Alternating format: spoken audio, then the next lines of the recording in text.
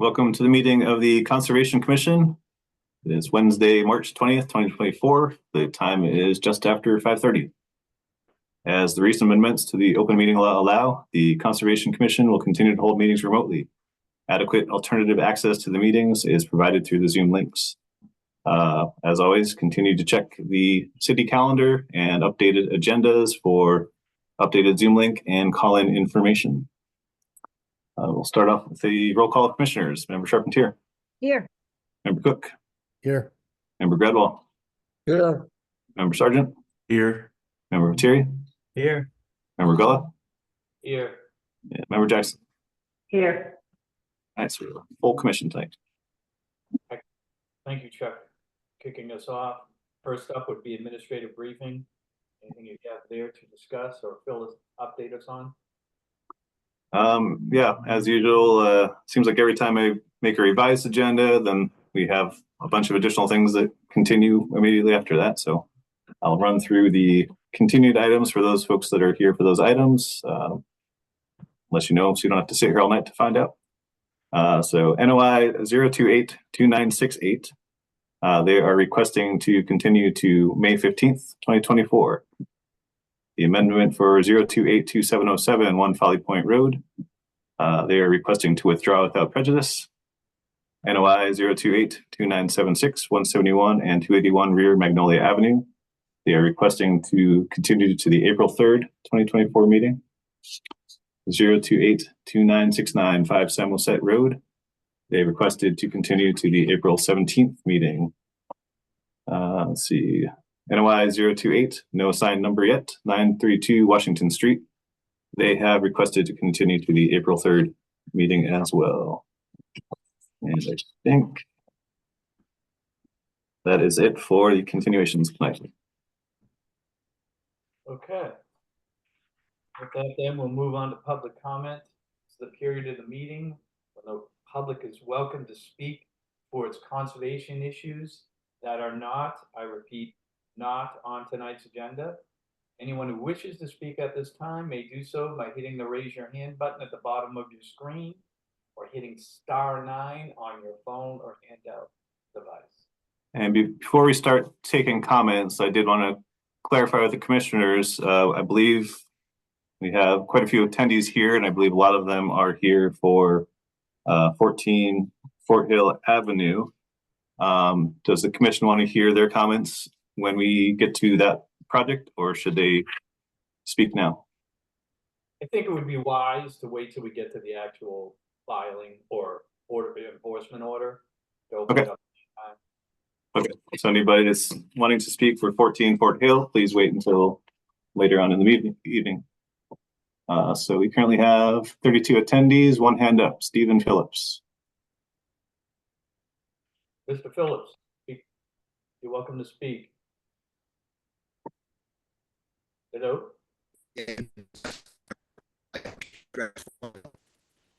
Hello, Mr. Phillips, you're breaking up. I don't know what to do about that. Is this any better? A little better, yes. A little better, yes. Well, I was intending to address 14 Fort Hill in view of what the commission has just said. I will defer my comments. Thank you. Thank you. Anybody else, Chuck? There are no other hands up at this time. Seeing none, hearing none, I close public Nope, comment. sorry, we just did have another hand pop up. Paul Goldberg. Hello, can you hear me? I can. Name and Excellent, address. thank you. I'm calling in regarding 12 Woodward Avenue. Am I to speak now or wait until that comes up? You should wait till that comes up, sir. Okay, I just wanted to clarify that and not miss the opportunity. Thank you. You're welcome. Anybody else, Charles? There are no other hands up at this time. Okay, seeing none, hearing none, close public comment period. Minutes review and approval, the March 6th, 2024 minutes. We have enough people here to vote. Commissioner Jackson moves to approve the Conservation Commission meeting minutes of March 6, 2024 as amended. Charpentier seconds. Roll call. Member Charpentier. Yes. Member Cook. Yes. Member Gradwell, Yes. Member Sergeant, Yes. Member Lettieri, Yes. Member Gullo, Yes. and Member Jackson. Yes. Okay, they've been approved. Next up, we move into continued business. We have notice of intent 0282968 22 Lane. Lori Watson and Susan Dolan, Hawthorne Point Condo Association, repairs to an existing retaining wall and buffer zone to coastal resource area and land subject to coastal storm flowage. Lori Watson and Sue Dolan previously continued the project and now requesting a continuation to the continuation to 5/15/2024.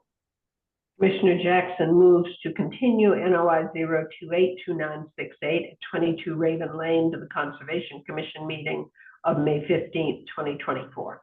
Charpentier seconds. Roll call, Member Charpentier, Yes. Member Cook, Yes. Member Gradwell, Yes. Member Sergeant, Yes. Member Lettieri, Yes. Member Gullo, Yes.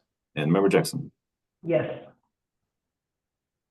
Okay, next up would be amendment 0282707, 1 Folly Point Road, Barry Goldman and Margaret Franklin to amend and reconfigure the footprint of the structure in riverfront area, the extension of OOC 0282707, Joel Pavazza at Seaside Legal Solutions representing.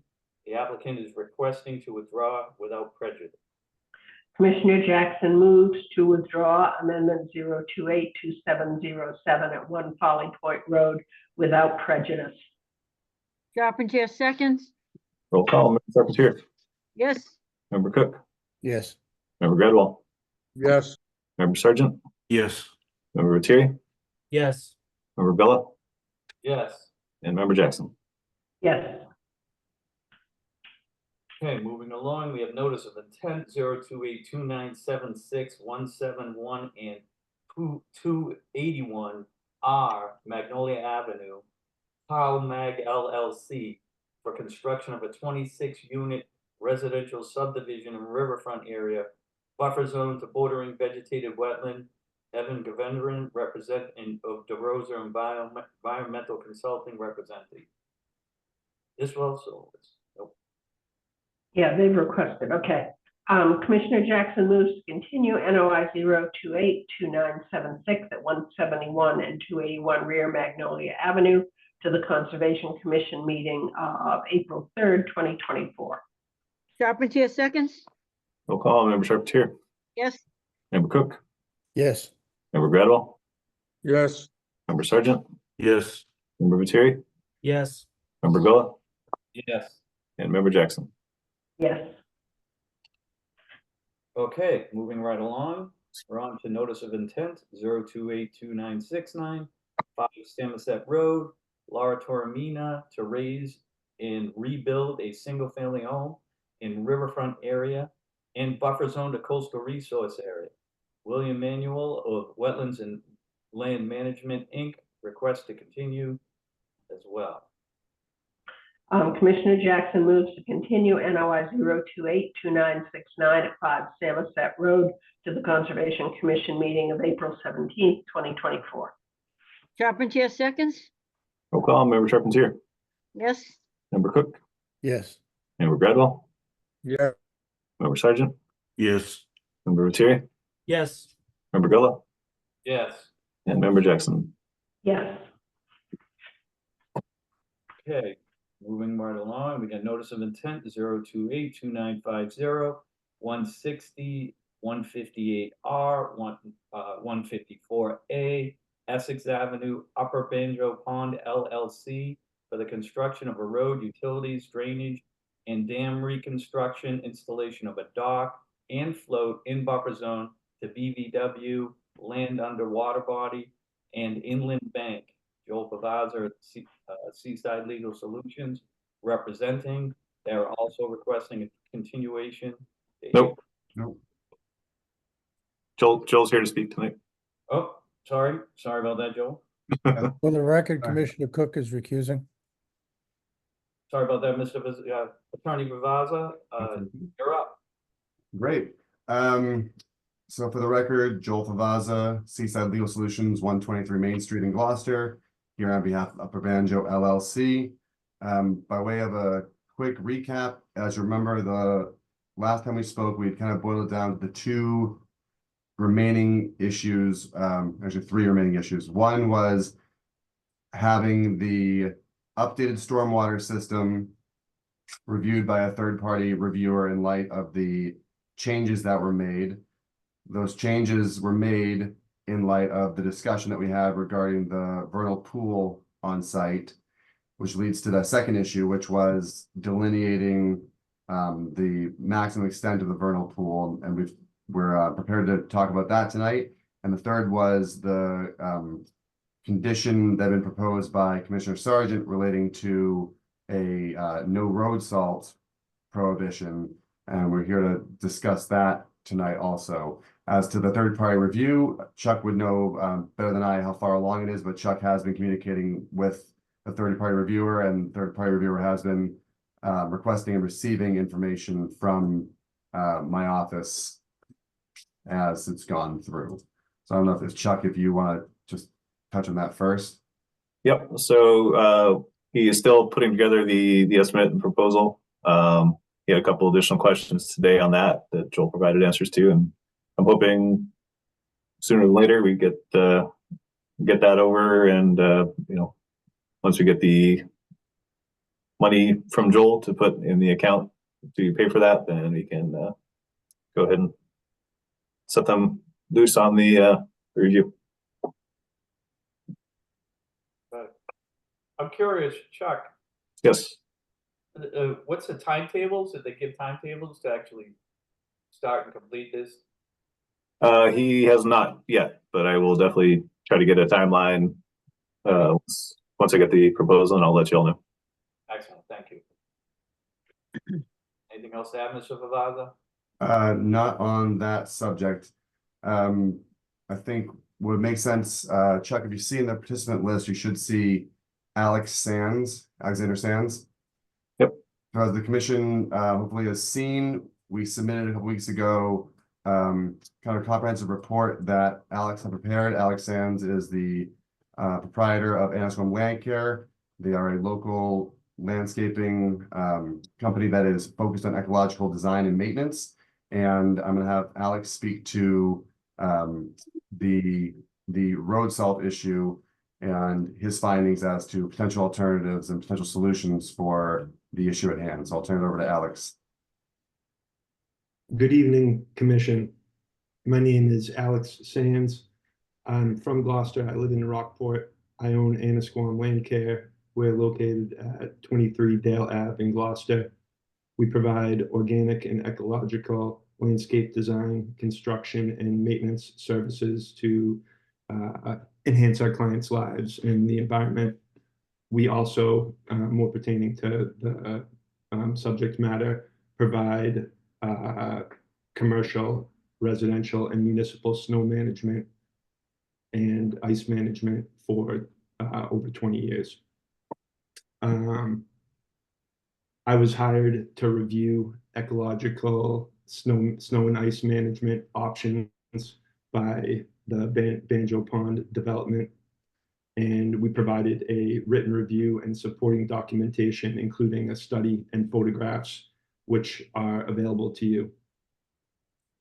I want to start with an overview of the review, and then we can go into the details. We're going to look at, is ice melt necessary? We're going to look at what are the ice melt options available and the pros and cons. We're going to look at snow and ice best management practices. We're going to look at bioremediation, and we are then I'm going to summarize all of this and give some conclusions. So firstly, we'll look at the necessity of ice melt. Many are injured and killed annually by snow and ice conditions. The statistics that I saw are 115,000 people are injured in the United States annually, and 1,000 people are killed by snow and ice conditions, roadways, snow and ice conditions. Not using an ice melt would be extremely hazardous to property human and human health and life. It is necessary to protect human health and life. Secondly, let's look at what are the available ice melt options. There's two primary types of ice melt. There are chlorides such as sodium chloride, calcium chloride, magnesium chloride, potassium chloride, and then there are acetates such as calcium magnesium acetate and sodium acetate. Chlorides work by reducing the freezing point of water. They're less effective in low temperatures. They're all effective under normal Gloucester temperatures. The environmental concern of chlorides is that they can leach into the environment and water bodies, including groundwater. Chlorides can stress animals and vegetation, but chlorides can be effectively mitigated through bioremediation. Acetates work by preventing the adhesion of snow and ice to roadway surfaces. They're less effective in very low temperatures. They are effective under normal Gloucester temperatures. The environmental concern of acetates is that although they don't create a lot of runoff, they create oxygen depletion in water bodies, which causes mortality of aquatic organisms. And then next we'll review sand. Sand is not an ice melt. It provides traction. It works in any temperature. However, it's quickly covered by snow and ice and displaced, requiring additional application. The environmental concern of sand is that it clogs drainage and bioremediation areas and creates sediment buildup and turbidity in waterways, which stress and negatively impact aquatic flora and fauna.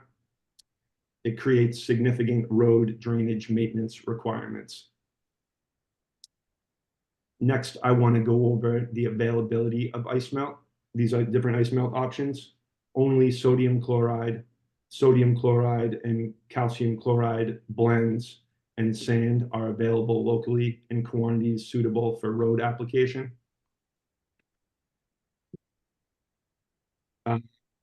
There is no North Shore service provider who offers anything beyond sodium chloride or sodium chloride, calcium chloride mix and sand application. It is just not an available service in our area. The minimum order requirement for the other products makes it not possible to provide services for a single service location. The next thing I want to review are snow and ice best management practices. The general idea of snow and ice best management is to minimize the quantity applied without decreasing the efficacy. So there are various ways of going about doing this. Firstly, you obviously apply only to the designated areas. Secondly, you pre-treat, meaning you apply before the snow event, so it minimizes buildup and thus later applications. Then the third, a third step, important step, is pre-wetting. Pre-wetting, also called pre-brining, is the process of coating a solid de-icer, such as sodium chloride, with a liquid before it is spread on a roadway. Chloride-based ice melts must brine, in other words, mix with liquid before they're effective. Pre-wetting accelerates the brine-making process of the ice melt, which improves the melting action of the material. Pre-brining ice melt products reduces the spread of the pellets by weighing them down, thus reducing unnecessary spread into non-target areas. Pre-wetting reduces the application rates for ice melt and thus the quantity of ice melt applied by around 15 to 20%. And then the last component of snow and ice best management practices are abrasives. It's common for ice melt to be mixed with an abrasive agent such as sand in order to improve traction on roadways. Non-chemical abrasives, while not effective at melting snow and ice, can reduce the impact that it has on road passability. Using an abrasive will decrease the amount of ice melt required. So that covers the snow and ice BMP. The next thing I wanted to review is bioremediation. Bioremediation is the use of living organisms such as vegetation to remove contaminants, pollutants, and toxins from soil and water. Regarding ice melt, the primary concern is chloride. Our native cattail, Typha latifolia, grows in saline environments, captures chloride runoff, and even removes pre-existing chloride from the soil. So this is a bioremediation area put in by the state beside 128 at the exit to I can't think of the grocery store. North Shore Crossing, Whole Foods. The Whole Foods, exactly. So you, I took this photograph myself, but you can see it's a very healthy patch of cattails doing its job. And I immediately, in thinking of bioremediation, thought of cattails. So I started to look into the actual data on bioremediation for cattails. The reason I thought of it is because it frequently grows beside the ocean in saline environments. And I found a scientific study that you have access to. And if you have any question, please read it. But it documents how not only do cattails effectively bioremediate sodium, they also remove pre-existing sodium from the soil. It's pretty phenomenal. If you have any question, please check out that study. BMP water capture bioremediation systems are designed to capture all of the runoff from normal storm events, which means that all runoff is captured and filtered before reaching resource areas. So that covers basically what I wanted to go over as far as ice melt options and bioremediation. So in summary, ice melt is absolutely necessary. And here's some pictures that I also took. This is Malcolm Road, which is right below the proposed development.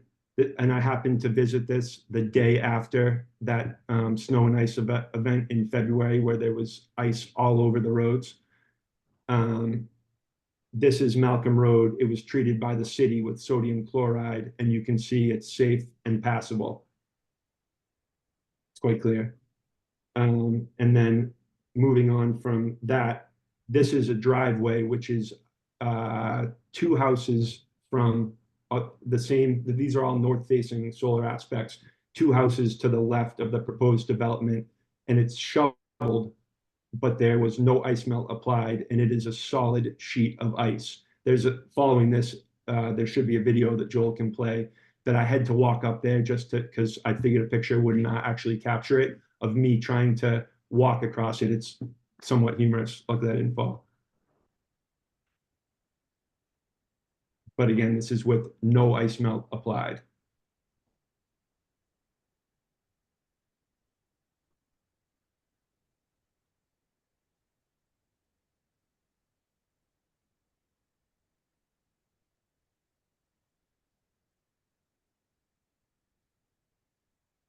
It's a solid sheet of ice. You could honestly wear ice skates on that.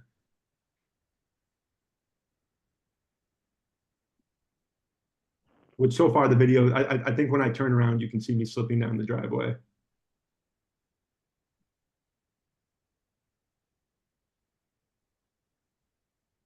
Yeah, for some reason the video is in slow motion, but you can see that I'm sliding down the surface.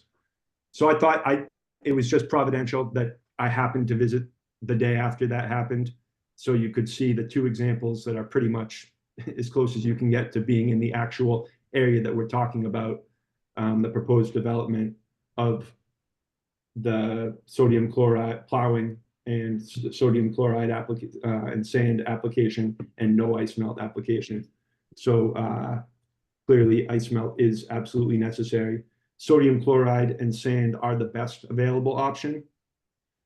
The goal is to minimize the quantity of ice melt applied by using BMP, the pre-application, pre-wetting, and abrasives, and then to capture and filter runoff using specific effective bioremediation. which I would recommend cattail. So that summarizes the review that I was hired to present.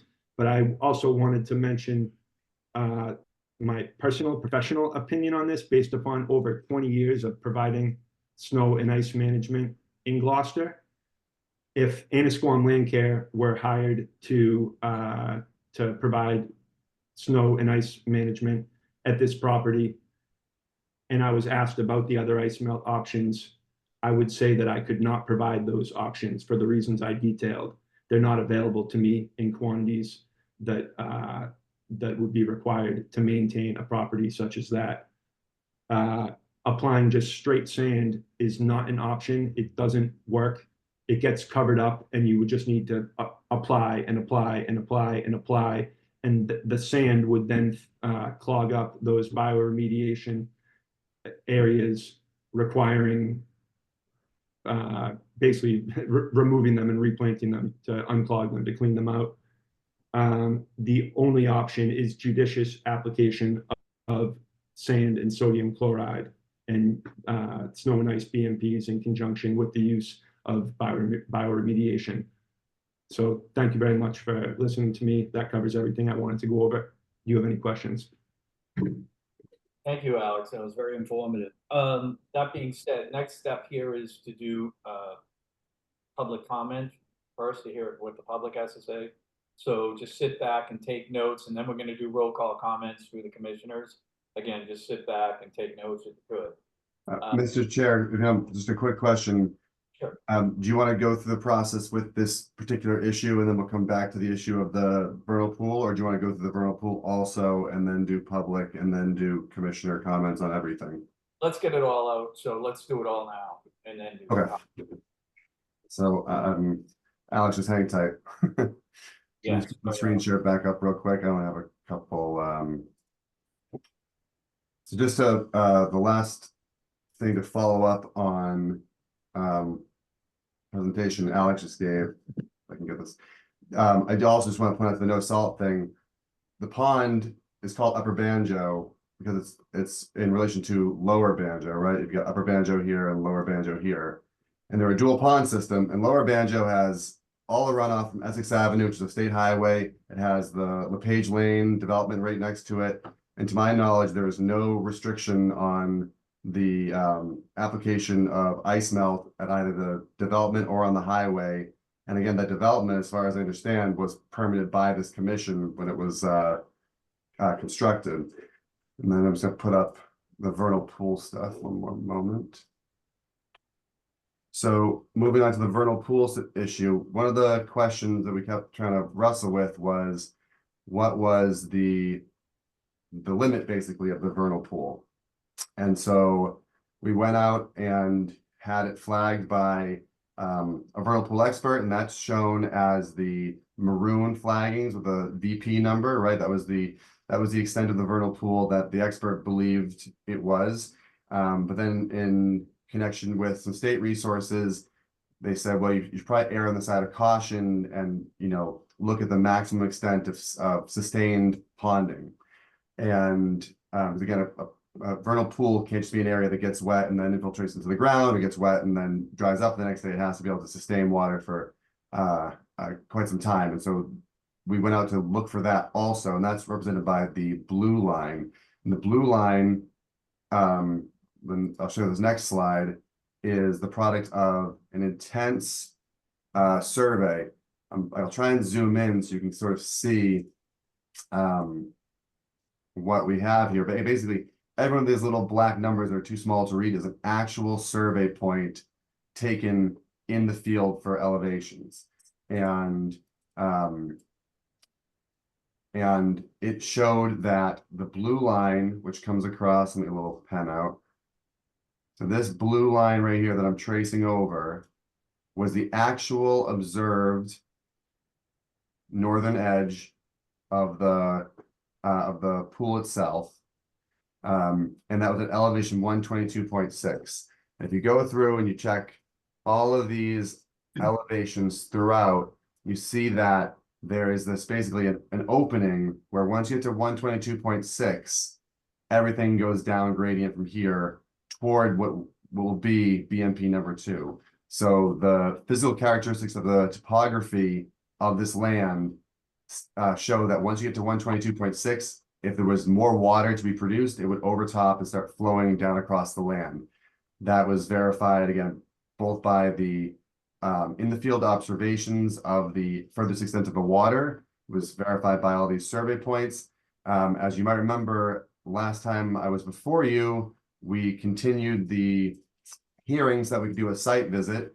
We had the site visit. Unfortunately, none of the commissioners came, but Chuck came, and we had survey equipment on site that day, and the survey equipment was used to show that sure enough, there was no contiguous ponded water past elevation 122.6, which again is this blue line. So even though we've got, you know, vernal pool flagging quite a ways back in here, we're going to use the state guidance and do the most conservative approach and go with the maximum possible extent of the contiguous ponding, which is up to elevation 122.6. And so when you draw your setback lines, you get the purple setback line is 100 feet from the vernal pool flags provided by the expert in the field. The blue dash line is 100 feet from the maximum extent of potential ponding. And when you overlay the design, you'll see that BMP number 2 is more than 100 feet from the blue line, or shown 100 feet away at the dash blue line, right? So we are more than 100 feet away from the furthest possible physical extent that the ponding of the vernal pool could ever reach. We are, as shown by the green dash line, within the 100-foot buffer to the BVW, which is, you know, been acknowledged from day one. But we are 100 feet away, we're more than 100 feet away from the furthest extent the pool could be. We're 120 feet plus away from where the vernal pool flagging was. And again, the BMP that was in this area has been eliminated. So there's no concern for any BMP within 100 feet, regardless of whether they're using the purple or the blue dash line. So, you know, I think the commission can cover his verification, but he was out there also. So I think at this point, we have really gone above and beyond and as thorough as possible and use kind of every metric to make sure that no BMP is within 100 feet of that vernal pool, however you want to slice it. And so we were just going to ask the commission to, you know, I guess give us the thumbs up that yes, you know, we agree BMP 2 is beyond, and that would just put BMP 2 within the buffer zone for the BVW only. And so again, we've got just those two issues that we talked about tonight, the potential condition for road salt. And we've said all along, would say again tonight, we'll certainly take a low salt condition, you know, and certainly take conditions related to, you know, best management practices that Alex talked about, as far as, you know, not treating it like the state treats 128 and just throw piles and piles of salt on it from day in, day out. But we've got to get something on there. And as far as the delineation, we would hope you'd agree with the delineation as shown again tonight. And at that point, you would just be waiting on the third-party reviewer to confirm that the elimination of BMP3 and the retooling of the drainage has not adversely impacted the proposed site drainage to the degree where it no longer meets the performance standards. But everything we have in the file from the engineers seems to indicate that the calculations all still work fine, and we expect Bill Ross will come out with that. So that's the full presentation I've got for you tonight, Mr. Chairman. So I'll quit yapping for now. Okay, yeah, we'll move on to, again, public comment. So this is a period where someone is welcome to speak for or against the project at 160, 158R, 154A, Essex Avenue, Upper Banjo Pond, LLC. So if you want to comment, you may do so by hitting the raise your hand button at the bottom of your screen, or hitting *9 on your phone or a handheld device. We currently have 48 attendees, and there's 2 hands up. The first is Jen Coons. Hello, Jen? Hello. This Hello. is Jennifer Coons from 28 Edgewood Road.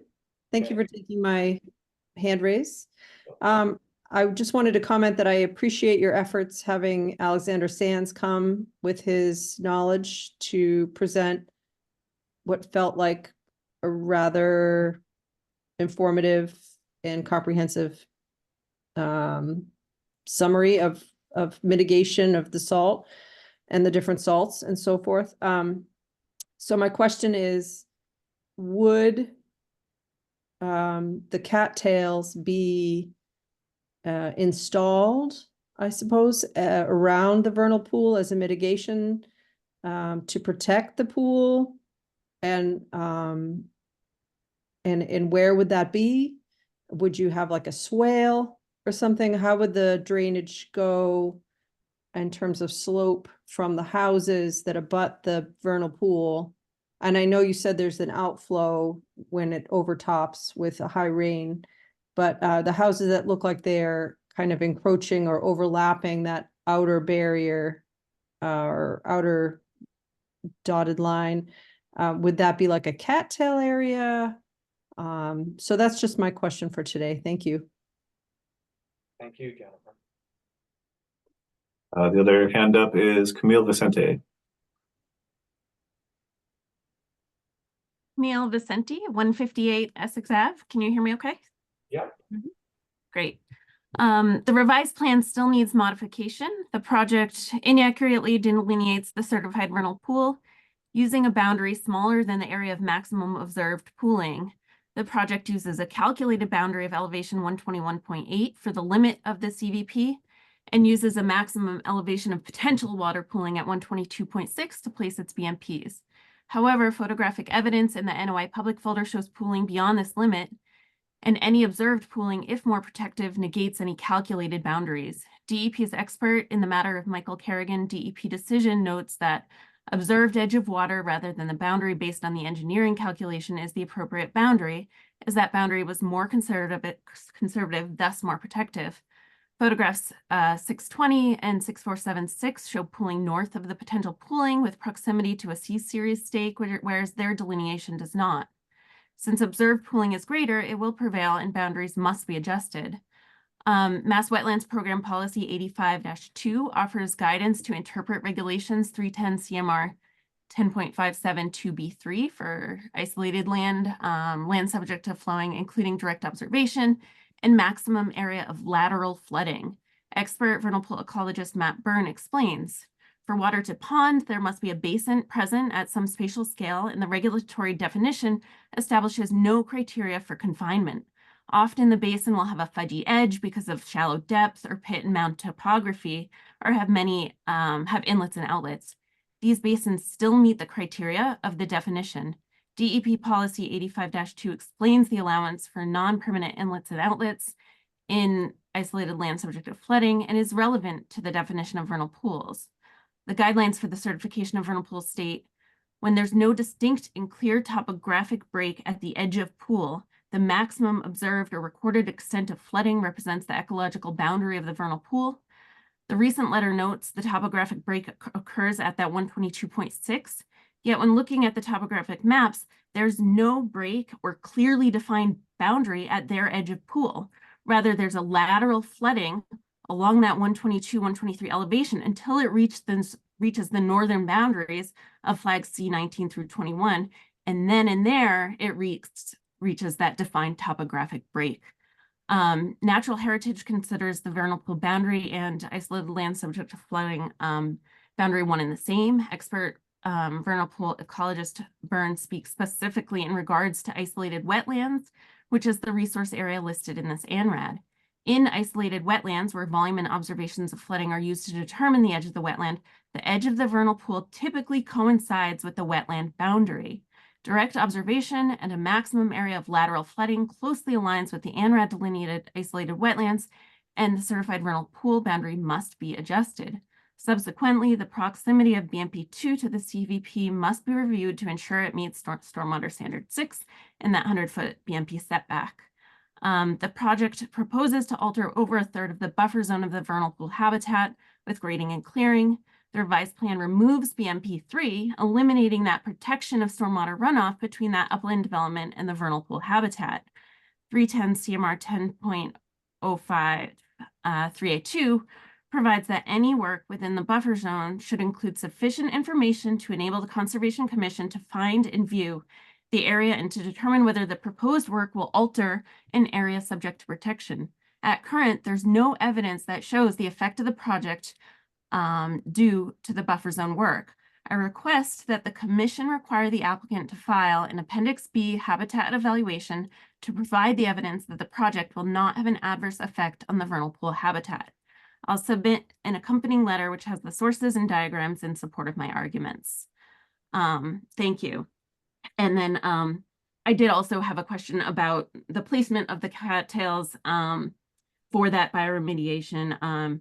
And specifically, they had, shown the maps of Upper and Lower Banjo Pond, but I think specifically the rock salt is for the outstanding resource waters, which has to do with the vernal pool and not necessarily Upper Banjo.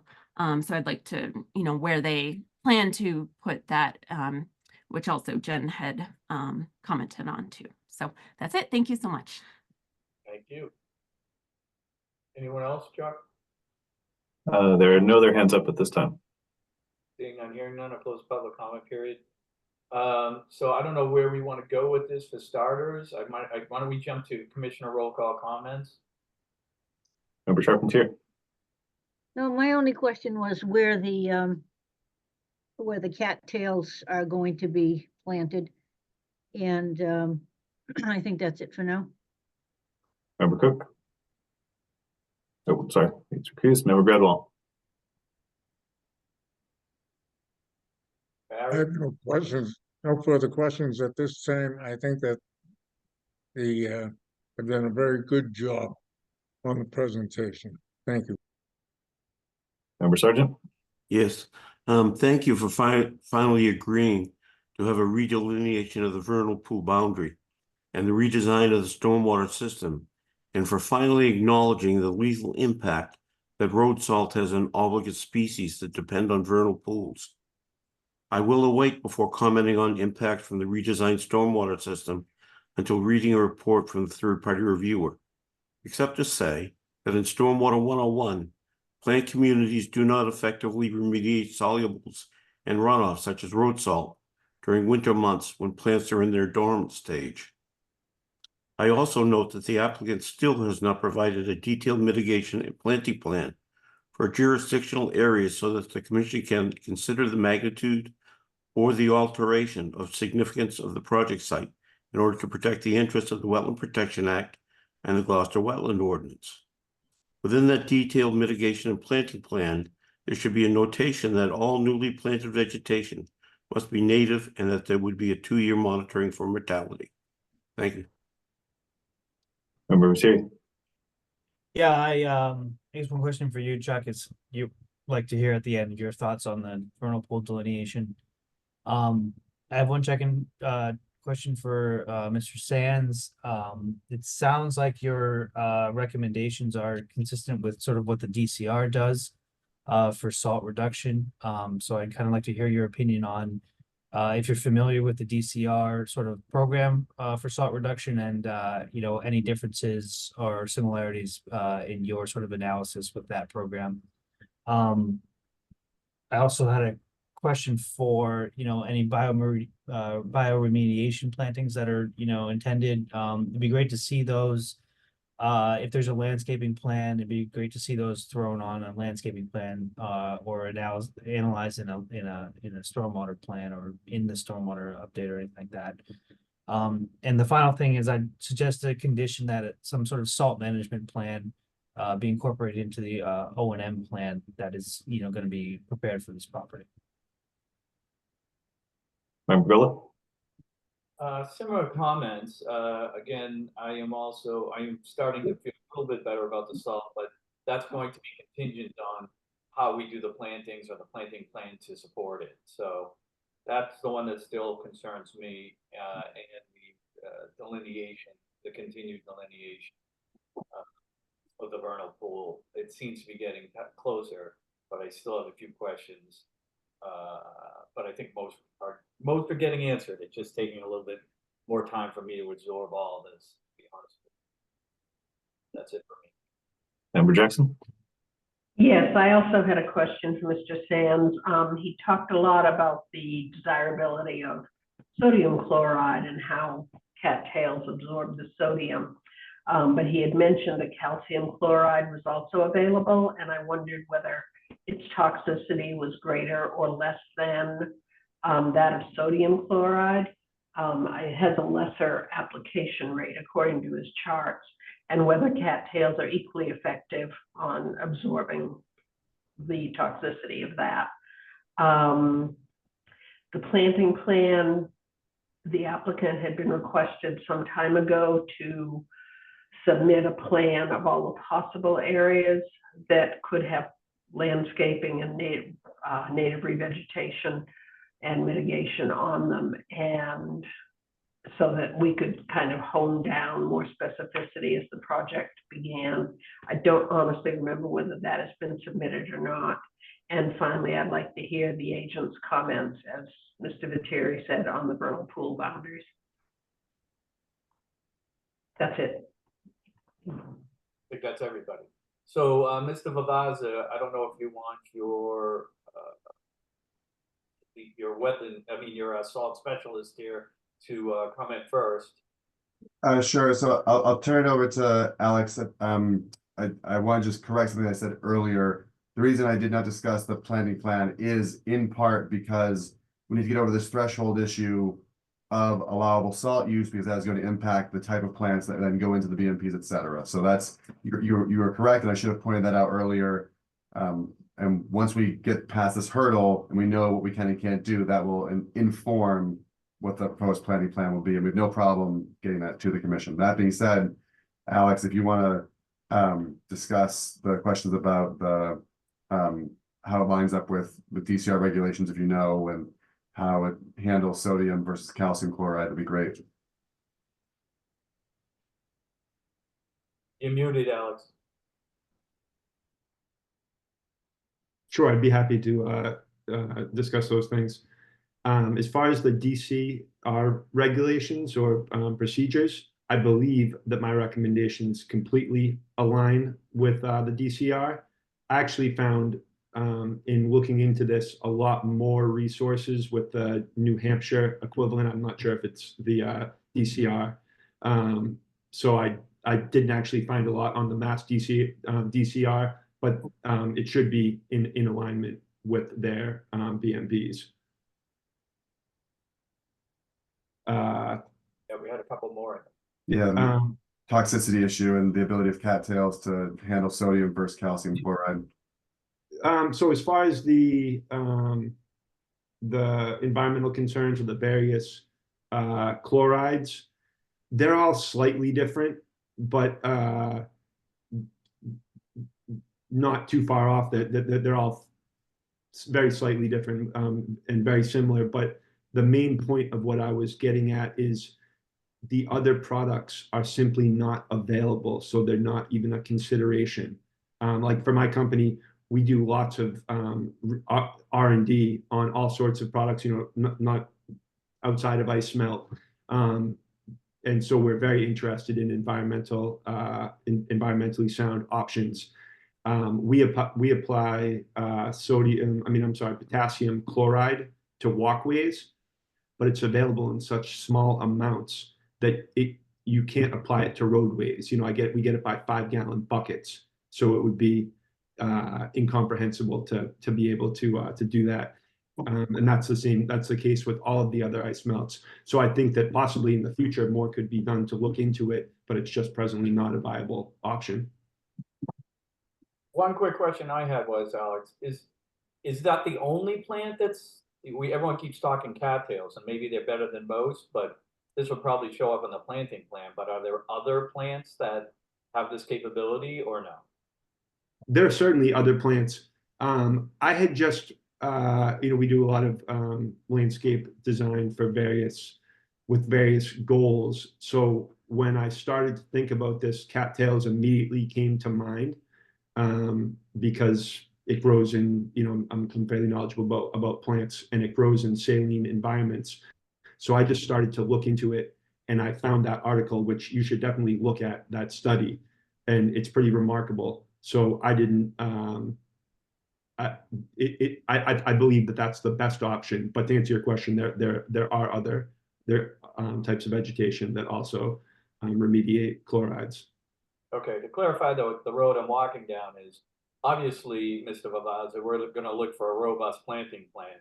It would be wonderful if we could, these other options were put in to the planting plan as well, if they can help. I don't want them just thrown in there for token gesture, but if they can actually considerably help, I think the board would probably appreciate seeing that opportunity in the final plan. Okay, anybody else? Yeah, so then if I can hop on the remaining questions, going back to what Jen Coons had asked. So there won't be any cattails near the vernal pool because there's no stormwater drainage being directed toward the vernal pool. The houses, again, as we spoke about months when we first started, the houses themselves, to the degree that any of them are within 100 feet of a resource area, will need to come back to this commission for their independent permitting. At that time, they'll have to have their own drainage plans. And even the houses that are outside the buffer zones will also need their own drainage plans submitted to the city. And the intention is that these houses will all be kind of taking care of their own downspouts on site and infiltrating within their own lots. So there won't be any need for cattails around the vernal pool because the vernal pool is either going to be up gradient of the roadway to begin with, and for the sections of the roadway that it's not upgrading of, nothing's flowing from the roadway through those house lots, through those backyards to the vernal pool area. And then as for some of the concerns brought up by Mrs. Sente, so again, with all due respect, she couldn't possibly know some of what she's claiming. She's using some old photos. She had provided no coordinates. She has no survey data, and she wasn't there. We, in real time, again, I really wish some of you had come to the site visit, because in real time, we had survey equipment out there, and every time we set it for 122.6 and plunked it down on the edge of the water, it beeped, signifying that was it, right? And then you go, sometimes a matter of inches one direction or the other, and you fall right off that elevation, right? So that 122.6, besides the 150 plus survey points that are on the plan submitted to you, was re-shown at the site visit to line up with the edge of water. And again, to the degree that Mrs. Sente was complaining about there not being actual observation edge of water, again, the plan submitted, the blue line on that plan is the observed edge of water. The purple line is the flagging where the expert said this is probably where the vernal pool actually ends from a definitional point of view. The blue line was visual observation of where the water ended. We've drawn out a 100-foot buffer from that, again, just to be as safe as possible with this. And then again, some of the conditions or some of the qualifications that Mr. Sente was talking about only further our point, right? It must be a basin. It's exactly our point. The basin ends at 122.6 because then the mouth opens up with a very clear edge and it goes right down the hill toward BMP number 2. There is a clear break, right? And then again, as far as the issues with BMP number 2, BMP 2 is down gradient of this vernal pond. Nothing that's happening down in BMP 2 is going to roll uphill to this vernal pond.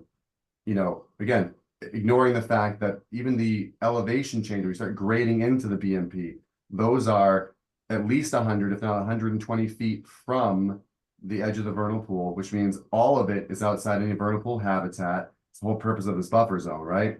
So, again, I appreciate her concern for the local ecology. I think as a result of her input, we've had to come back with a better, much more robust design. But at this point, again, we've got flagging, we've got calculations, we've got visual observations, and we have amalgamated all of them and given the most protective, the most conservative interpretation of that, and drawn the biggest boundary for the most, largest definition you can think of. And we are still more than 100 feet away from it, which negates the need for any habitat study and that sort of thing. So again, while I appreciate her concern, I hope the commission would recognize, and I hope that, Chuck, maybe you can back me up here, that we went out there and this has been triple checked at this point, and we're using the biggest responsible area we can per all the conflicting definitions. I think that, oh, and then as far as the concerns about the mortality stuff that Commissioner Sargent that's obviously fine. We talked about getting the planting plan. Yeah, so I think that's it. Okay, thank you. All right, yeah, so why don't we just, Chuck, if you want to throw your comments out there, you were there. Yeah, so I met out there with Joel and Vito and the gentleman doing the surveying. The elevation that they did draw that line, it does appear that that is the highest elevation before the water does start to spill over and go down the hill. There are some smaller, shallow depressions that are catching some of that spillover water. I went out after I met with them. We had several good days of rain, and the area was definitely at its capacity before it was spilling over into those pools. I went out there again probably about 5 days after that, and those additional little pooling areas were definitely receding in height. At that visit, we did have wood frogs in the main pool. I didn't observe any in the other additional side areas. It is the time of year to be looking at these, so I'm hoping to get out there a couple more times and just maybe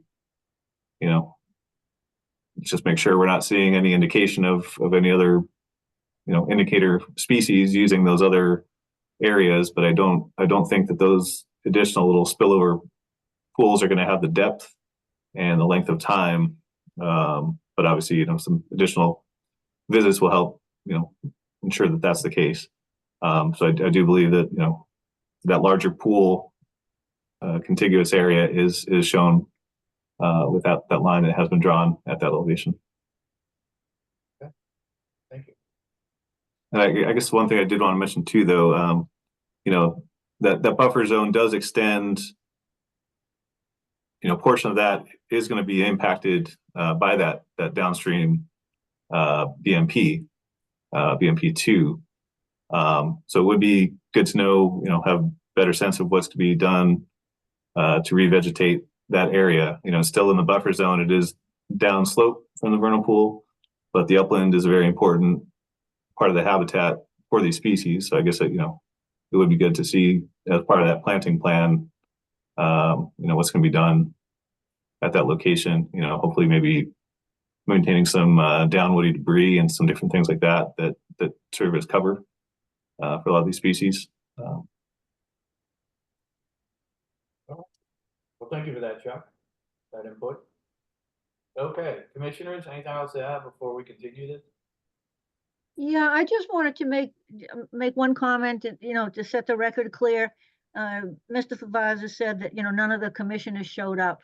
I had planned to go on this, but when you schedule these meetings in the middle of a morning and you have people on the commission who are working, it's not possible just to walk out of your place of business in the middle of the morning. You schedule these around the lunch hour, they are more likely to happen and have a better showing of commissioners.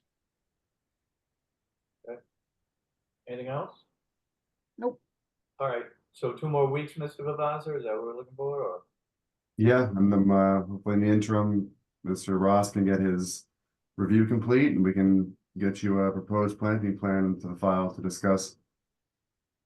That'd be excellent. Okay. Move to continue.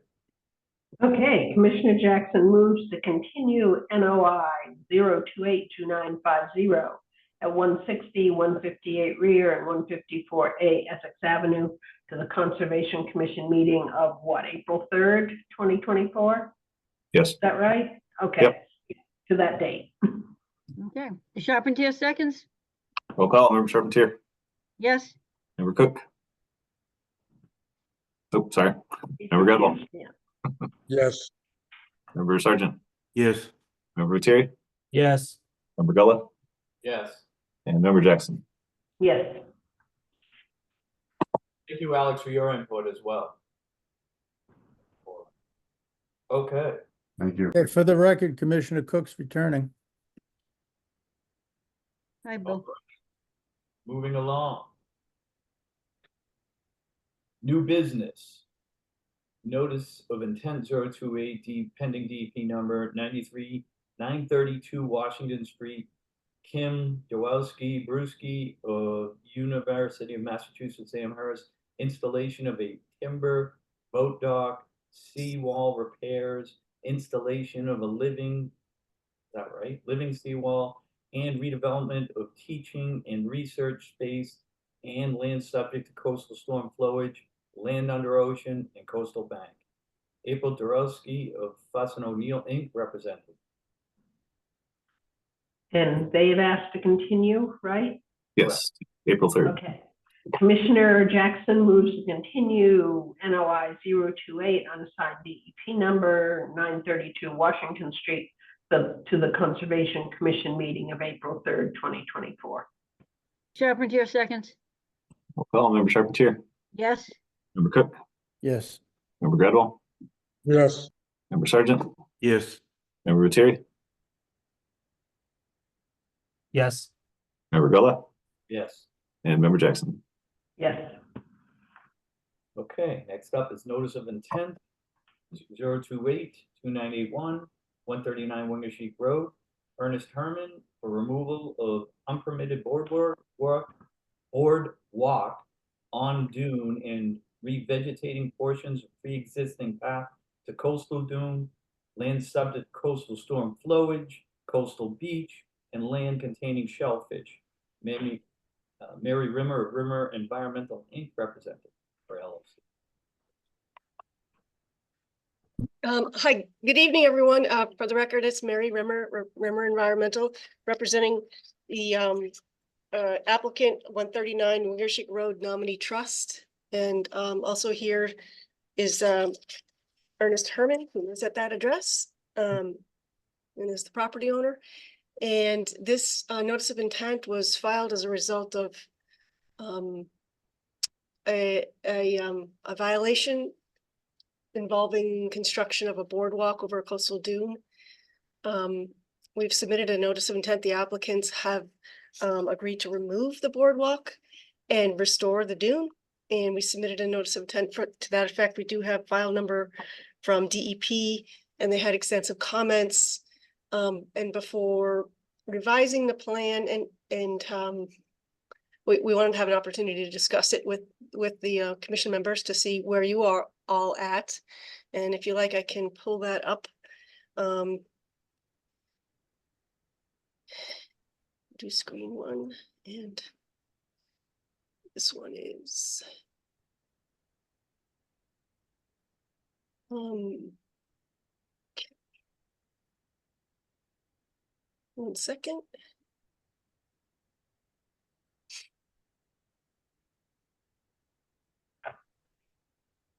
Okay. This is the boardwalk here. Are you all able to see this? Yeah. Okay, great. You can see it was laid right directly on the ground. It's about 11 to 12 feet in width, generally extends down onto Coffin Beach.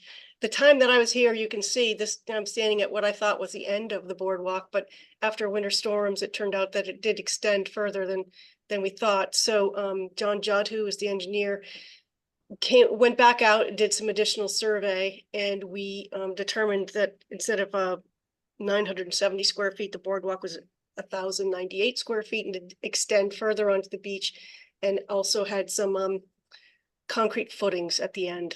So all of that is proposed to be removed, and what we had proposed to do is restore along the pathway to recreate a 6-foot wide path. And that is based on review of the 2021 aerials that indicate that actually the width of this opening here in the 2021 aerial that we've overlaid the boardwalk onto was, it was in the vicinity of 14 feet in this area here. And you can see that there's a little bit of grass that was right along this edge here. So it narrowed right at this location here, and then widened out right here. So what we were trying to do is reestablish a pedestrian walkway that was about 6 feet in width, and to replant the areas on either side of the walkway to reestablish what we determined to be the pre-construction condition. The DEP had numerous comments, and one of them had to do with an elevated walkway. The applicant isn't really interested in pursuing that. There are other alternatives like Moby mats that they would consider doing. So if that's something that the commission would like to see, rather than straight pedestrian walkway. So at this point, I think I just would like to be able to get some of your comments so that we can try to address those.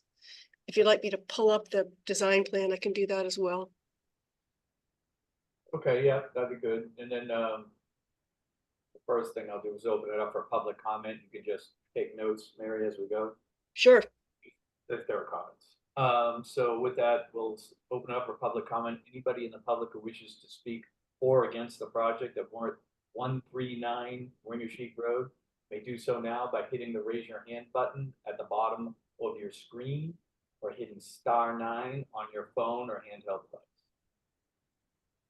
We currently have 47 attendees, and there are no hands up this time. Okay, we'll move on to Commissioner roll call comments. Member Charpentier. Yes, Ms. Rimmer mentioned using some sort of mat instead of a raised boardwalk. It's not clear to me what those are and what sort of damage it might do to the dune. Should I respond to that now? No, take notes and then we'll Okay. circle. Thank you. Member Cook. Couple questions. One, I think, single family homes, the width of a boardwalk, pedestrian boardwalk, is 3 feet. If it's elevated, there's other requirements. As far as the Moby mat goes, that's being used all over the place. Typically, it's graded at the beginning of the season, and mat's rolled down. End of the season, it's rolled back up. Now, as part of the NOI, we would be requesting call it a beach management plan that says how you're going to be maintaining the area where the Moby mat would be if you use a Moby mat, or how you're going to do that. The other one is, I don't know if we've received anything yet from National Heritage, but we need to get something very specific from them as far as use of vehicles on the beach area. Typically, motorized vehicles are not allowed between April 1st and I believe it's September 1st.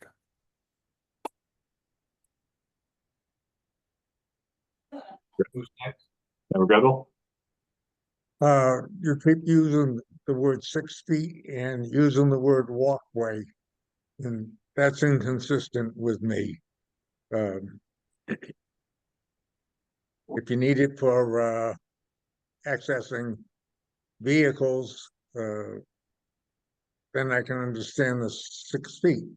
But if it's going to be a walkway, why do we need 6 feet? Thank you. Member Sargent. I just want to say that when the applicant purchased the property, the path was much less. If you look at ortho photos on Mass GIS or on the Gloucester GIS. And the coastal dunes at this site are subject to extreme wave and wind action. This site is also located within a mapped area of natural heritage estimated habitat of rare wildlife. The current area of disturbance needs to be restored and adequately protected from foot and vehicle traffic. I believe that this proposal as presented would have an adverse impact on the coastal dune as outlined in 310 CMR 10.28.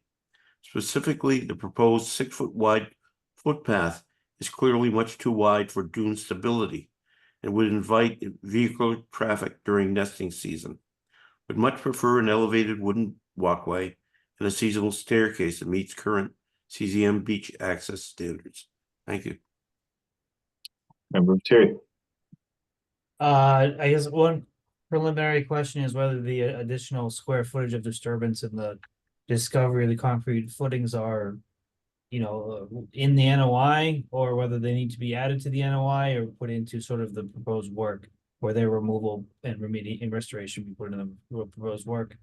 I'd like to see a condition for, a prohibition on the use of motorized vehicles, obviously removal of the concrete footings, restoration of the dune and a maximum of a 3-foot path. And if it's not gonna be Moby mats, just a 3-foot winding path, not in a straight line, using drift fencing if necessary to restore the dune shape, and a continuing condition of no further alteration in the restoration area as well. Member Gullo. I concur with all the other comments, but I will add that I am also very much in favor of a boardwalk. We've been pushing boardwalks through for the right reasons. We haven't been pushing, I should say. We have been getting many applicants using this and utilizing it for both access to the beach, which is safer that way, and the lack of damage it does to the actual environment. So the mats are good, but they can still be problematic. A lot of people don't put them down right. They can still get torn out. So the boardwalk, I believe, is the way to go. I would let your client know that we're all pretty concerned. I would like to move towards some sort of elevated platform. Member Jackson. Yes, excuse me. I also know very little about the MOBA mat, but I don't see how they are going to enable dune migration. In addition, using mats instead of an elevated boardwalk enables access by motorized vehicles. I did not know, I thought motorized vehicles were prohibited on both Good Harbor and Windershik on public beaches at any time of the year. Secondly, the 6-foot width is excessive. In the DEP comments, it says optimal access should be provided at 3 feet wide. That's our standard. DEP says with a maximum of 4 feet. I'm holding it at 3. And that's my comment. Okay, so Mary, you can respond as you see fit. Sure. So the Moby mats are a flexible rollout mat that has lower, so that there's less ground pressure when people are walking across it. There are several of them, I think, on this beach, varying widths. They come in varying widths, varying lengths, and they're the advantage is that they're only out for a few months out of the year, and the rest of the year the dune can do what it needs to do. So if I have your note about the beach management plan. We can certainly include that. I did have a brief conversation with Natural Heritage, and they were asking, in light of DEP's comments, did I want them to postpone issuing their comments if there was going to be a plan change as a result of DEP comments. And so that's why you don't have them yet, but it's been submitted. They're aware of it, and I want to give them the most up-to-date information so that you can have that before your decision. We did provide a revised notice of intent that included the revised boardwalk dimensions. So that is, Chuck should have that as part of the file. And the others were comments I just took note of, curving path, no further alteration after restoration occurs, and some members' preference for an elevated walkway. So we can take those under consideration, and I can discuss this with the applicant and decide how they want to proceed. If Ernest is on and he'd like to make any further comments, I'd like for him to be able to do that as well. I guess he does have his hand up. Allow him to talk. Ernie? Yes, can you hear me? Yep, name and address for the record. Oh, Ernie Herman, 139 Wingersheik Road. You know, I understand the commission's feedback on the different aspects of this. However, there seems to be a couple issues going on. One is, I don't understand they go into 3 feet when most of the paths I've seen on this private beach are bigger than that.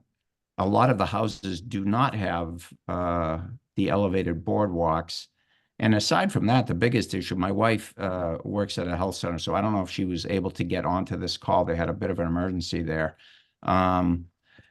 We have 2 elderly parents that we get down to the beach, and we have often used our electric Polaris SUV. How would we get her down on a boardwalk to the beach with stairs when she is pretty much in a wheelchair? When we get her down to the beach, we put her from the chair down onto a lawn chair from the I guess you'd call it a UTV. So I understand going to the narrower path. I don't understand what you do for access as people get older and that one when we bought. And then the other thing is the image.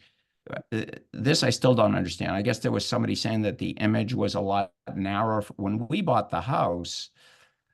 For the last, until we made the mistake with the boardwalk, I would say that path has been naturally, without us doing anything to it, it's been about 8 to 10 feet wide since we've owned the house. So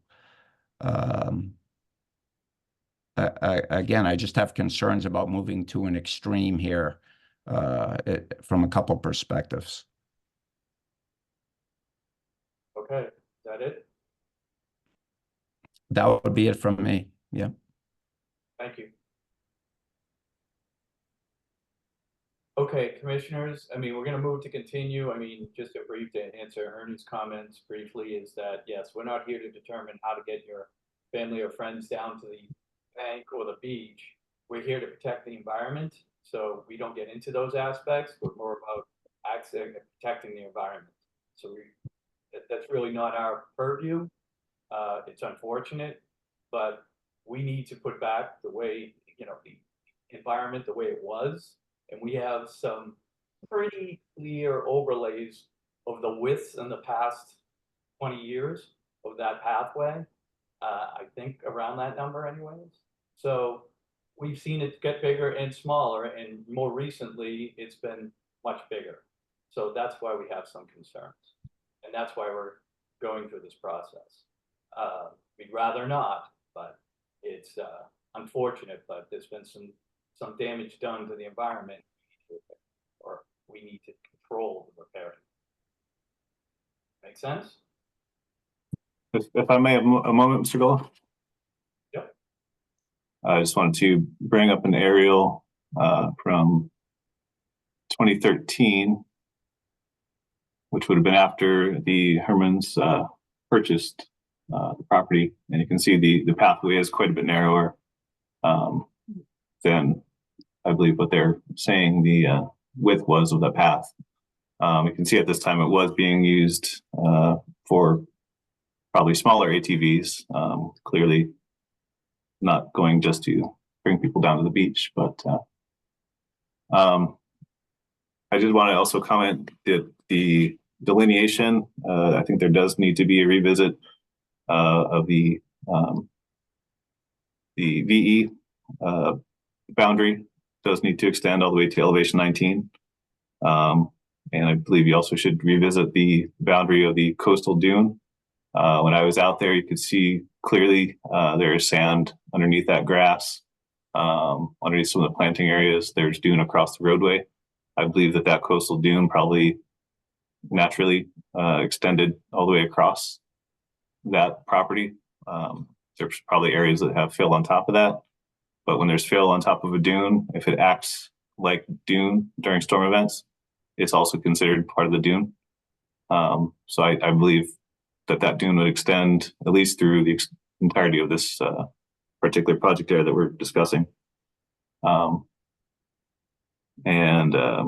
You know, I did want to also comment that, you know, CZM does recommend the elevated walkways. That's their recommendation for these type of pathways. If I could just add, I believe on our revised plan that we haven't submitted to you yet, that shows a potential MobiMat scenario, the V zone has been adjusted. And also to point out that the lawn area that was shown in the images that you provided, that's the septic system right there. So the septic system is in that backyard, and it incorporates most of the yard. So all that filling around was to install the septic system. Understood. So we have the dune at the base of that fill slope. That'll be shown on the plan we're gonna get. Yep. All right, so you want to move to continue for 2 weeks, Mary, or longer? Ernie, do you have a preference? Am I still on?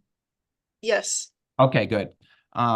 So Chuck, can I ask, so we're not talking about doing anything to the lawn where the septic system is, are we? No. No, okay. No, Yeah, We're looking to close this. what's that? No, it's just a matter of the delineation of the coastal dune resource.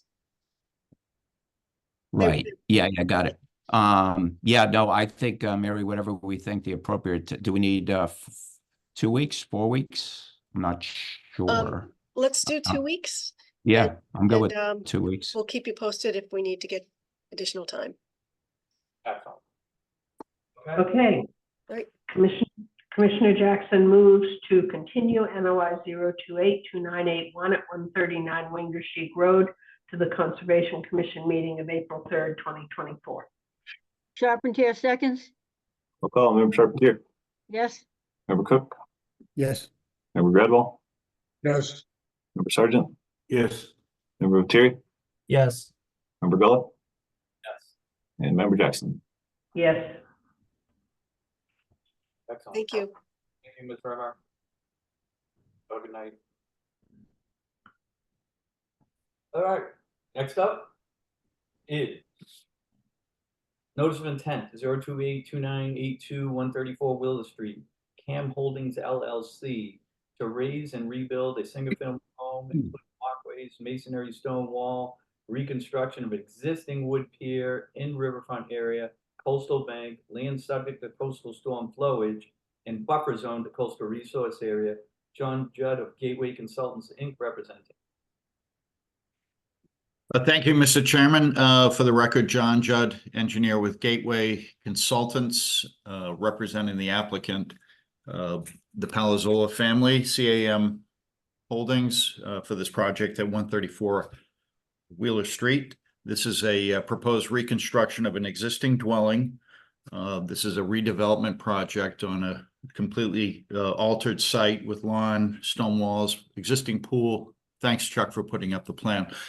So you can sort of see the extent down along the Annisquam River on Wheeler Street, where this project exists. And there's an existing float and pier, a small pier that is also proposed to be reconstructed in the same footprint. This does have a Chapter 91 license, so we'd be adhering to that existing license. And the proposal is to take down the existing house, reconstruct as shown on the plan with an additional wall that would be dovetailed into the existing masonry wall as shown on the plan. We do have as an attachment a pretty extensive native landscaping plan by Matt Ehrlich for the proposed mitigation.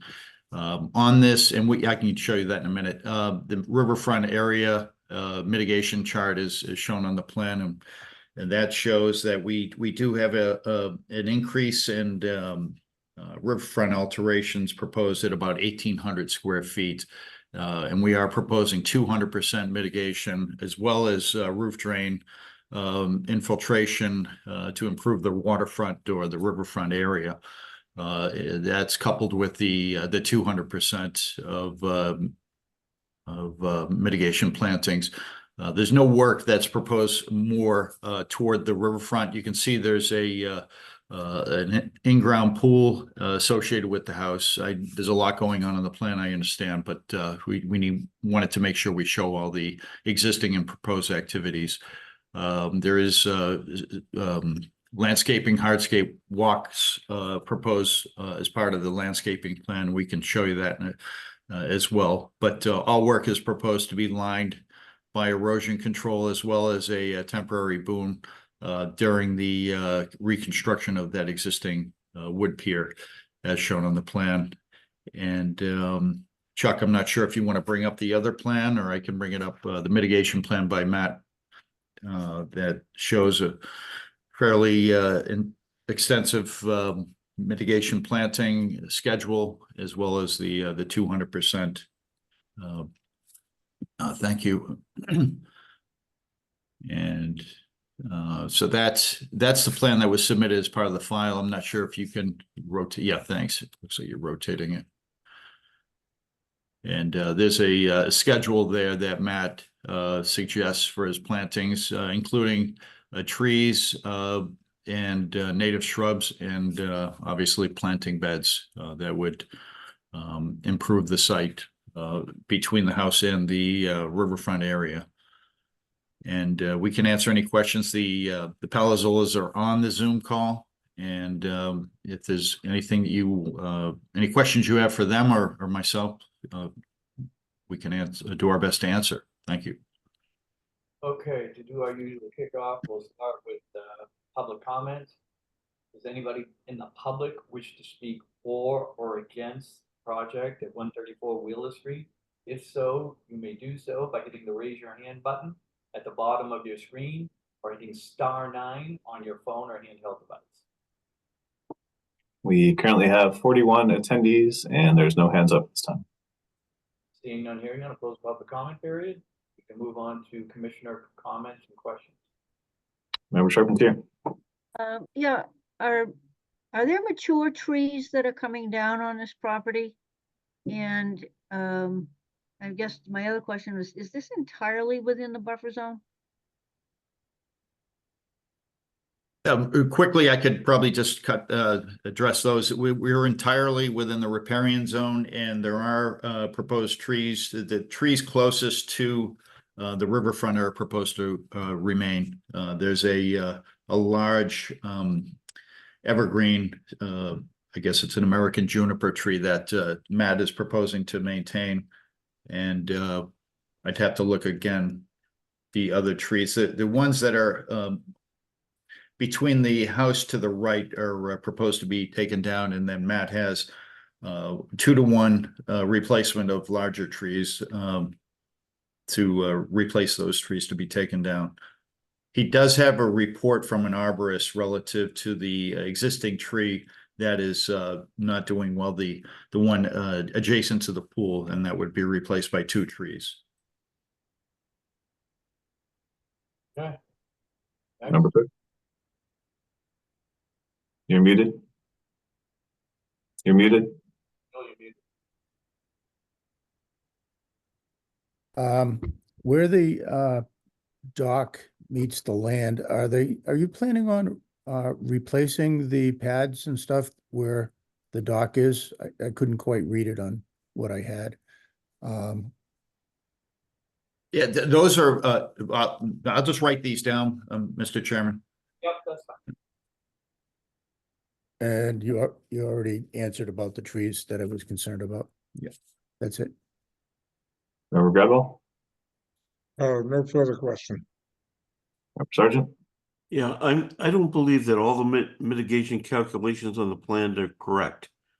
This proposal is for moving the building footprint closer to the river, as well as creating an expansion within the riverfront area. Both of these issues need to be addressed. I also didn't see any mitigation for the 6 trees that are proposed to be removed. I want a condition that if the vessels are used in rebuilding the wooden pier, they must not be allowed to ground out, and all construction material must be non-hazardous to the marine environment, and there should be a 2-year monitoring for the mortality of mitigation plantings, and all dewatering must be adequately treated before being discharged. Thank you. Terry? Yeah, I didn't see any chapter 91 license in the materials, so I'd like to see that submitted at least into the record to have those. There was a letter from Division of Marine Fisheries that had some proposed conditions to address land containing shellfish. I would like those conditions to be incorporated. Is it possible, is any of the stone walkway, the terrace, and the driveway going to be pervious? And is it possible to make that pervious, and would that reduce sort of the increase in impervious area?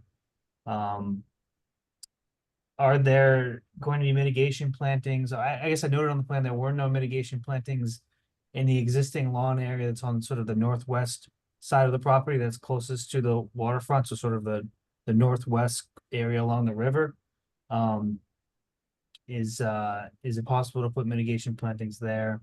I noted that you have a roof drain, which I think is a good improvement for stormwater purposes, even though, you know, it's a single family home that's not required. What's the square footage of mitigation plantings proposed also? You said 200%. I just want to, is that 200% of what number? Member Bella? Nothing else to add at this time. Member Jackson? Yes, I agree with Mr. Sargent and Mr. Viteri. I think if they are not there, and I haven't looked in detail at the measurements that were provided, but if they're not there, we need the total riverfront area, the total amount currently degraded, and what percentage it is of the total area. And if you are exceeding the 10% limit, how is that being mitigated for, and any degraded areas left degraded, restored? You are moving quite a bit towards the riverfront. So it seems like some of these limits are going to be exceeded. I'd like Mr. Shade's view on that. Yeah, I mean, there's definitely a lot going on this plan. I think situations like this, it's often helpful to have an existing conditions plan that just shows what's currently there, and then have another plan that shows all the rest of this. I think that helps understand what's currently there and what's being proposed. I do think there's issues with, there's overall expansion in the riverfront area. There's expansion toward the riverfront area, and there's expansion within the 100-foot buffer. So I think, you kind of need to break it down into each of those, 1058.5C, 1058.5D, 1058.5E, get those calculations for what those expansion numbers are, and then figure out the mitigation for each of those. The way the numbers are right now, it's a little, all lumped together. Also, when I look at the mitigation area on the overall plan, you're talking about, is it 3,698 square feet of mitigation plantings, but on the landscape plan, it's only calling for 1,550 square feet. So that's a huge discrepancy between those two plans. So I think you need to revisit, make sure those two plans are matching up and that you're actually providing the mitigation that you're proposing. I also had some questions on the seawalls. For the seawall, it's going to be rebuilt. If it's over 4 feet tall, it's going to need to have a plan that's stamped by an engineer and also require a building permit. The proposed seawall, the same would apply there. If it's over 4 feet tall, it's going to need the stamp plan and also a building permit. On the plan, you show ledge behind that wall, but from my site visit and from the photos, there is soil, there's grass growing there, there's trees there. It's not just ledge. I am curious if that would then be potentially armoring a bank. It seems like there is other stuff there besides ledge at Cuddy Road. It appears the shed is going to be removed. You know, has that pathway going through it. I just want to make sure that's not going to be rebuilt somewhere else. It wasn't really mentioned. The pier, there's been some questions about that. DMF did have some questions on kind of the size and overall shape. Gloucester Shellfish said that there wasn't enough information to know if, you know, is there going to be new piles installed, or is it going to be using existing piles? They would like a bit more information on what's involved with the construction of that before they can provide their review. You know, if you're disturbing the actual ground underneath the water there, that's different than if you're just using existing stuff that's already installed. I would like a bit more detail too, to see if that what's being proposed on that gangway and float are going to meet the standoff requirements the DMF had proposed. The planting areas that are installed, you know, these riverfront area, these should not be manicured and mulched areas. These should be kind of areas that are allowed to grow a bit more wild, that actually provide wildlife habitat. You know, with a project like this too, it's, you know, there's a lot going on. There's a lot of expansion. Although, you know, redevelopment doesn't require an alternatives analysis. I think this could be a situation where the commissioners could request an analysis of that. And I think that's all I have for now. Okay, thanks, Chuck. Mr. Judd, if you wouldn't mind, we kind of dumped a lot on you and we still got a bit to go. Would you mind continuation? Yeah, obviously we can supply these additional materials as requested. And I did take notes. I think I wrote most of these down. We can handle these fairly readily. But I just wanted to point out, and I know the Palazzolas are watching, we just want to emphasize that, and maybe some photos, we'll get you some photos showing that existing pool area is going to be removed. And that is, we're not going closer to the river. There's a 10-foot high existing stone retaining wall that holds back an existing pool. That is, we have the aerials within the package, and you can see those if you have that at your fingertips. But so in terms of going closer to the river, it's really not the case. But we'll give you that information on the existing conditions plan and as requested by the members. And as far as just hitting a few points here, and then we'll get back to you before the next meeting with these other items. But in terms of the amount, Peter had asked for that amount, and I think that was brought up by Chuck. We do show the additional riverfront impacts of 1849 with a 200% of 38,698. And again, we'll get together with Matt just to make sure his plan coincides, and we'll make sure that that in fact meets the required amount. And we will revisit as the 1058 requirements as pointed out by Chuck, but it's our interpretation, and we're not going closer to with the degradation toward the riverfront, and we're improving it with plantings.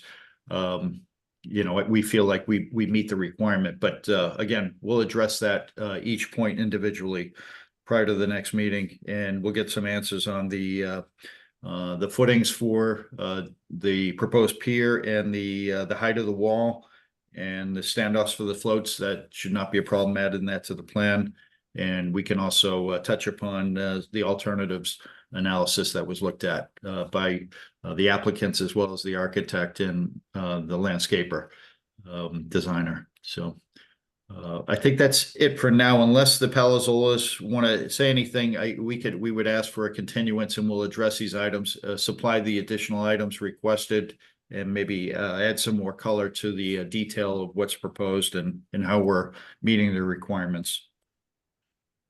Okay, thank you very much, and we look forward to seeing the revised plans. You ready for us to move, or did you want to try and get your clients on the line? Unless Chuck sees a hand up, I just assume continue it to the next hearing, and then I'll huddle up with the Palazzolas and Matt Ehrlich to make sure we get everything needed. Excellent, thank Okay, well, not seeing any hands up, I guess, from Chuck. Commissioner Jackson moves to continue NOI 0282982 at 134 Wheeler Street to the Conservation Commission meeting of April 3rd, 2024. Charpentier seconds, Roll call, Member Charpentier, yes, Member Cook, Yes. Member Gradwell, Yes. Member Sergeant, Yes. Member Viteri, Yes. Thank you very much. Member Gullo, and Member Jackson. Yes. You're all set. Thank you. Okay, next up is notice of intent, pending DEP number, 12 Woodward Avenue, Ina Radziskowski. Construction of a single-family home, driveway, and stone patio in riverfront area, land subject to coastal storm flowage, and buffer zone to coastal resources. Sorry about that, multiple resources there. William Manuel, Wetlands and Land Management, Inc., represented. Okay, Bill Manuel from Wetlands and Land Management. This is another riverfront redevelopment project. We're finding these are extremely complicated projects to deal with on a regulatory basis. However, I think I have my arms around this one. I'm fortunate to work with the applicant, Ina, and this project reminds me a whole lot of a similar project that we worked on Wilson Road out towards Wingasheek Beach last summer. That one was on the ocean, but this one is on the Little River. Both waterfront, both clients were equally aware of changing climate conditions, more severe storms, and looking for a way to have a resilient and sustainable site design. And so, Chuck, if you wouldn't mind, I wouldn't mind sharing my screen because it helps me walk through my presentation a little bit better. Thank you. And I'll get into that in just a second, but that's the whole crux of this design. We've worked extensively with the client and the architect and the engineer. We've incorporated a lot of resiliency aspects of the design, including we've moved the project further away, closer to the road than the existing former structure that was on the lot. In fact, the applicant has already gone to the Zoning Board of Appeals and received a variance to reduce the front yard setback to 9.9 feet. The house is a modest size dwelling, which allows for the preservation of a lot of the indigenous vegetation that's on the site. The architect has incorporated solar collectors on the roof. There is a rain garden incorporated into the design to pick up the roof runoff. There's also an infiltration area for the driveway runoff to be collected and put back into the ground. There is maximum use of pervious hardscape features through the site to allow additional infiltration of anything that falls on the ground. One thing that you don't see, perhaps more important, what you do see is what you don't see on this property. There's no lawn. There is no lawn created on this project. Everything is intended to be either maintain natural vegetation or the required riverfront revegetation. And then lastly, the applicant has retained a 20-foot wide strip of vegetation between their mitigation areas and the adjacent salt marsh. I don't think you'll see that anywhere along Woodward Avenue, but that is an effort to make sure that in the face of more intense storms, higher high tides, that this dwelling won't be impacted and it's moved as far away from the water as possible. So having said all of that, I'd like to walk you through, I mean, basically this is let me zoom in just a little bit more here.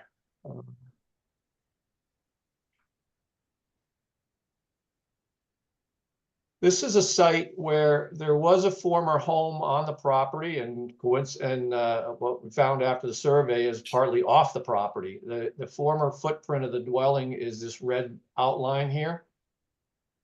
It had a fire, and then the fire department utilized it. The former owner allowed the fire department to utilize it for practice, and so they kind of burned out what was, they light additional fires in there and give firefighters practice entering smoke-filled rooms and that sort of stuff. So once that it was burned and reburned and they were done with the practice, there was a burned relic, which has since been removed. However, the areas have been degraded since prior to 1996. So we're treating it as a riverfront redevelopment project. So the proposed house is this outline here. I think it's pretty fairly clear. It's pushed all the way to the front, 9.9 feet off the front yard setback as a result of that variance. That leaves a very short driveway, which, in terms of alternatives analysis, I know one's not specifically required for a redevelopment project, but nevertheless, everything is pushed towards the road. We have a shorter driveway. In some cases, you would see where folks would say, well, I'm going to match the edge of the backyard there, or the edge of the existing structure. We're further inland than that. So, we've done as well as we can to keep this thing as far away from the river and the mean annual high water as possible. So basically, it's a standard building project. It's going to need a foundation. It's going to be carpentry. There's going to be staging here, probably in the proposed driveway. They'll rough that in so they have a place to put the materials in a dumpster and that sort of thing. But the biggest part of this project is the redevelopment standards. And I have to tell you, I struggle, and I'm trying to develop a presentation that clearly walks you through the redevelopment standards and the steps you have to take for evaluation. It's clearly too much to put on a plan, but I do have some critical numbers on the plan, and I'll walk you through that in just a second. I want to point out also that as part of this presentation, there is a substantial landscape plan by KW Landscapes, noted Cape Ann designer here. And as I mentioned, you don't see any lawn on this project. There's the house. There are some pervious, permeable stone patio at the entryway. This is the ground slopes towards the rear fairly dramatically. So we need to have an architectural design that complements that. There are 10-foot ceiling, or excuse me, 10-foot separation between floor heights here to try to make up some of that loss in grade between the front and the back of the house. We need a few steps to even get out the back door of the house to get down to a permeable patio, which then transitions to the grade. So, we need the design, this sort of design, to transition from the front elevation to the back. A lot of paths. The only thing, that's not maintained as mitigation is these small narrow paths through the site. Same thing on this side of the road, or on the house, there's a pea stone walkway on this side of the home. And there is a narrow 30-inch wide path that will meander through the existing vegetation, the maintained vegetation here along the salt marsh. It is intended that it will avoid all trees, large shrubs, and that, perhaps the pathway would just be string trimmed or very light pruning to create the path. It's intended to be an earth surface, not improved any more than just removing vegetation to provide a narrow path down to the edge of the marsh. So I just want you to be aware that there is an extensive landscape plan that's included here.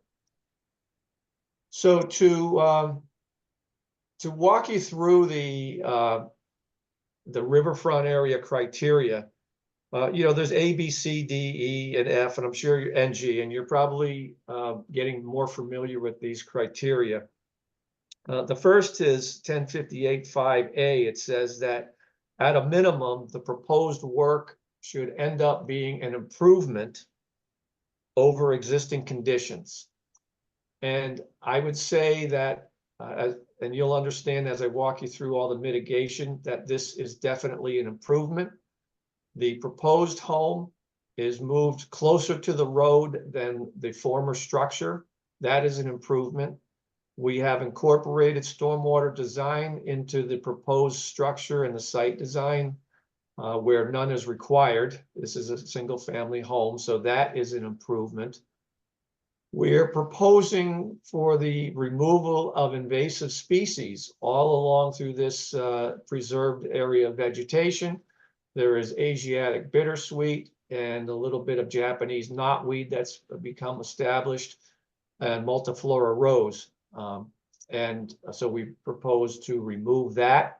The owner will become invested in that mitigation effort after the initial plant removal, and provide for long-term removal of seedlings and things like that. So we have invasive species removal.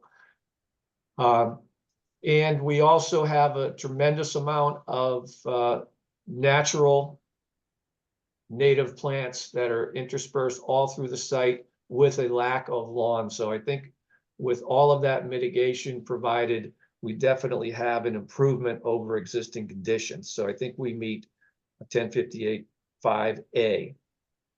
5B is that stormwater management is provided in accordance with the standards established by the department. Well, this is a single-family home, so there are no standards for a single-family home.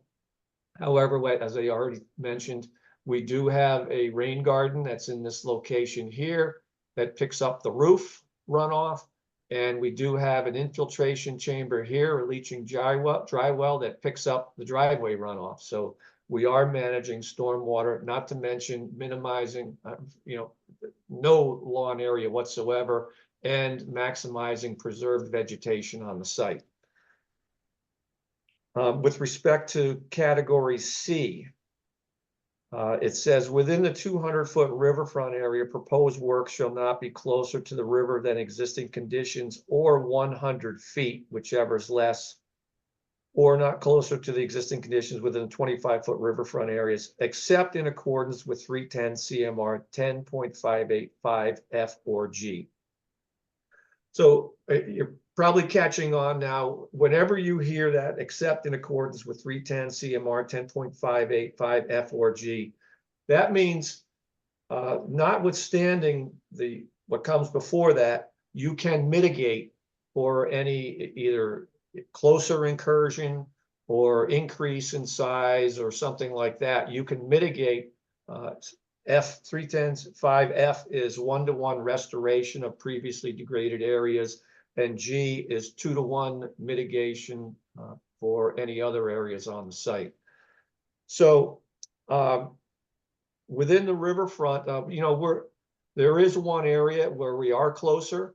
The existing structure was 93 feet from the mean high water line. That's measured at this closest point. I believe that the regulations, as I interpret it, mean that if you are any closer than that closest point there, and that would be the closest point of development or previously degraded area on the site, that's what you have to mitigate for. Calculate that area where you're closer and mitigate for that either as a 1-to-1 or a 2-to-1. So this magenta area on the property, this is a permeable stone patio that is needed to transition. As I said, we're still about 5 feet above grade at the back of the house. So there is about 3 or 4 steps down to a permeable stone patio that then transitions to the ground level. So this is 125 square feet. That is closer than 93 square feet. So it happens to be only 89. So I struck a line 93 square feet across the site, and that's how I made this calculation. That amount has been incorporated into the mitigation, and I'll walk you through that in just a second. Criteria D is that the proposed work, including expansion of the existing structures, shall be located outside the riverfront area or towards the riverfront area boundary, except in accordance with F and G. I shortened that. And the existing or former structure is already closer then 100 feet. Here's the 100-foot line. And so the new structure has been pulled farther away. The entire site's in riverfront, so I obviously can't be out of riverfront, but the structure was pulled as close to the street as possible. And as a matter of fact, as I told you earlier, the applicant already received a variance to go even closer to the street than the normal 20-foot front yard setback. We have pulled it away. We have it expanded farther away or towards the riverfront area boundary. And then the last one, section E, the amount of proposed work shall not exceed the amount of degraded area, except you can alter up to 10%. Well, we already exceeded 10% with this. There's 19 square feet less than 10%, but I'm not going to quibble over 19 square feet. I'm just going to state that the previously degraded area has already exceeded the 10%. So therefore, all expansion beyond the previously degraded area requires either that 1-to-1 restoration or 2-to-1 mitigation. So up here, let me zoom in a little bit more. This table here calculates the total riverfront area on the site, and 10% is 1293. The existing house and deck on the lot are 1274, plus or minus 19 square feet. It already equals 10%. So we've established that we need the 1-to-1 or 2-to-1 mitigation. The next table below that is my impacts calculation. So I have the new home footprint. I have the driveway, the deck, the patios, the rear step, the front stoop, the pea-stone walk that went around the side of the property. When I had a little conference with Chuck and Devin earlier this week, Chuck had mentioned that perhaps these pathway areas should be calculated as impact as well. And this pathway down to the beach, it's not a tremendous amount of area, and I'm not sure it's going to matter much as I walk you through my mitigation. But I'm happy if we have to continue, I'm happy to recalculate these areas and include that as additional impact in this table. So just working with the numbers I have, the total is 3,201 square feet. A portion of the proposed house is already within the footprint of the former structure. So you get to develop that. You get to deduct that. It's basically a wash because I've redeveloped that previously degraded area. So my net new areas of where it requires improvements in the riverfront area is 2,473 square feet. So here's where my mitigation comes in. Okay, we need to move a little quicker here, Mr. Manuel. I will try to move as quickly as I can. This is a complicated project. Hopefully you've read my fairly extensive narrative, and perhaps then I can just buzz through this. But basically, I have areas that are previously degraded in the former house footprint. They are being restored to native vegetation. So those areas right through here, I get to claim 1-to-1 restoration. So I get to take out of my total mitigation, I get to subtract the 1-to-1 area. That's 548 square feet. I miscalculated this for a second, or on my plan. The total 2-to-1 mitigation that is required is 4,100 square feet. I've provided mitigation in 3 different areas. One, all around the site on this property, all this green area is native vegetation plantings, and that totals let me just refer back to this table. It totals about 2,100 square feet. There is a section in the regulations that 1058.5G that says you can either calculate mitigation as a square footage, or the wording is an equivalent level of environmental protection where square footage is not a relevant measure. So things like stormwater management or removal of invasive species, they're hard to quantify, but the regulations are telling me I need to quantify because I need to prove and document that I've got 2-to-1 mitigation. What I've done is this area of preserved vegetation, it's 2,279 square feet. We're removing, and we're not only preserving it, but we're also removing invasive species through this area. I'm presenting that that is a higher value of mitigation than just the 2,279 square feet. It's a higher value because it not only removes the invasive species on site, but it also removes a source of export of invasive species through seed stock that birds will either spread from site to site, or it could get into the river and wash down gradient and reestablish somewhere else. So I've taken a 2-to-1 credit for that in terms of creating a mitigation value. The same thing with the stormwater management. I've heard the commission mention before on other redevelopment projects that stormwater management on a single family lot does count as mitigation. You have to quantify it. Again, this is one of those things that's an equivalent level of environmental protection. I've taken the roof area that's being picked up by the rain garden and quantified that and counted that as mitigation in my chart. So if you look at the equivalent environmental level of protection plus the mitigation that I have, it equates to about 8,000 square feet of mitigation, where I needed 4,000. So that I've exceeded my 1-to-1 and 2-to-1 by nearly a factor of 2. So I believe we've accomplished all the requirements of the redevelopment performance standards. I hope this was clear for you, and I'll cut my presentation there and listen to your comments.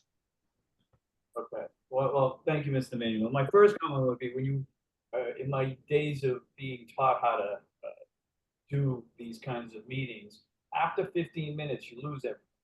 So my fear for you is, it's just the brain can't take it all. So now you might get pushed.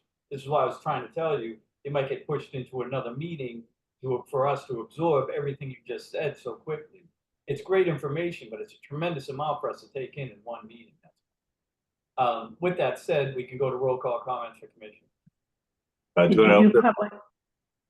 I thought we gave it public. We didn't open it to public? No. Okay. If anybody wishes to speak for or against the project at 134 12 Woodward Avenue, may do so by hitting the raise your hand button at the bottom of your screen, or hitting *9 on your phone or handheld device. We currently have 41 attendees, and there are 2 hands up. The first is Mark. Mark? You there? Hello? You need to unmute yourself, Mark.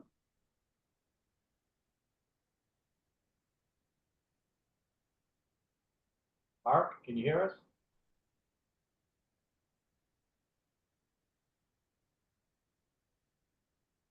Looks like Mark is still muted. Mark, can you hear us? Unmute yourself if you can.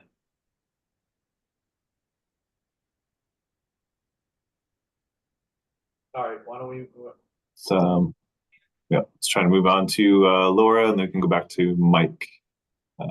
Laura Trudell.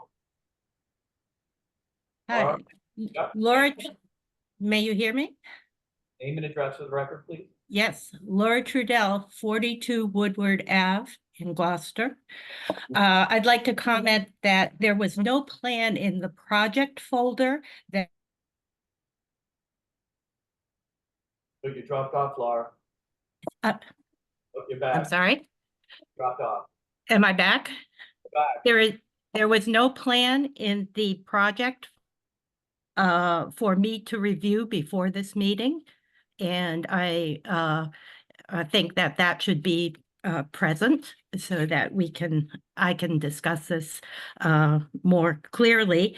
I'd like to point out that initially there was a cottage, a one-story cottage that was maybe 900 square feet on that lot, which is only a third of an acre.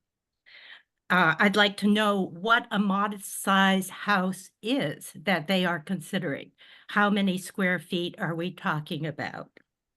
I also would like to know what is the distance to the present houses and that are on the either side of this lot. And also the setback variance. How was that given ahead of You dropped off again, Laura. Oh, we lost you, Laura. Is your hand back up, Chuck? I removed her hand. She still has the ability to talk. She's not muted, but. Laura, can you hear us? We lost you. Can you hear me again? You're back. So the 9 foot, 0.9 foot setback, how was that approved, variance given before the Conservation Commission approved this building? That's the size of a car. That puts the house right up to the road. And I'd like to say that it destroys the flavor of West Gloucester. Our road is not, does not have, except for one or two houses, is not a McMansion type of environment. And we like to have our consideration to our river and the nature that we have here. So most importantly, what is the size of a modest house that you are considering? Thank Okay. you. Thank you. Next, Chuck. Next is Paul Goldberg. I believe I'm unmuted. You are. You were. Now you're muted. Okay, you're You good. there, Paul? I'm here. Can you hear me? Yep. Name and Okay. address for the record, sir. Paul Goldberg, 3 Woodward Avenue, Gloucester, Massachusetts. Diagonally across from the proposed new construction. With regard to modest size house, you know, mine is a 1,000 square foot house. And when you look at the drawing of the previously existing house, the reason it's almost twice the size, but it's eating up almost the entire open space that was available. So I don't see the mitigation in taking up open space at a time when we all know how important open space is and how important it is to have natural resources protected. So those are my primary concerns. I understand I don't have a right to decide what kind of design and so on and so forth. But the idea that this is such a complicated issue, I think, is because this mitigation seems like a shell game and we're just moving numbers around in order to prove that I can build this house the way I want to build it, where I want to build it, regardless of the impact on the neighborhood and the environment and the open space that's been a treasure here for the last 18 years that I've lived here. Thank you. Thank you, sir. Anyone else, Chuck? Yes, next will be Lynn Jackson. Lynn, can you hear me? Hello, can you hear me? Address for the record, please. Hello, can you hear me? Yeah. Can you hear me? Yes. So my name is Lynn Jackson. I live at 42 Woodward Ave in West Gloucester. I would first like to say that I agree completely with the comments and concerns raised by Laura Trudell and Paul Goldberg. The other consideration that I would like to mention is that this is a one-lane road. We recently had a house built at 52 Woodward that is an enormous house on a very small piece of land. And the construction traffic on a one-lane road is considerable. And where are all those construction vehicles going to park? And how are they all going to manage the work at this site without completely disrupting the activities on this street? So thank you. That was my comment. I appreciate your time. Thank you very much. And it looks like Mark's hand is raised again. Mark, can you hear me? For some reason, Mark, we can't get you to sync. Yes, I can. Can you hear me? Yep. Okay, wonderful. Yeah, good evening and thanks for taking the time to do this. Give me 1 second, just because I have written some things and I'd like to get to those. Can you still hear me? Yes, but we need your name and address for the record. Absolutely. The name is Mark St. Pierre. I'm a direct abutter. So Your address is? Say again? Your address. Oh, 8 Woodward. Thank you. Continue. Okay, so obviously I'm concerned very much about what Paul Goldberg and Laura and Lynn, my neighbors, brought up. But, you know, at the beginning, the gentleman who spoke about the mitigation in his plan, they moved the project, you know, away from the river, but more than doubled the size of even the previously approved house. Now, we're not unreasonable people. We completely understand there will be and needs to be some development. But modest at, I believe it's 3,800 square feet under roof. This is more than double the larger homes, any of the homes in the area. So anyway, it was used by a former owner and was torn down, not in 1996 with some kind of fire thing, but in 2020. And, you know, there was no fire. So I don't know where they got that. But anyway, I also believe that this is so complicated with mitigation because the structure is simply too large for the area.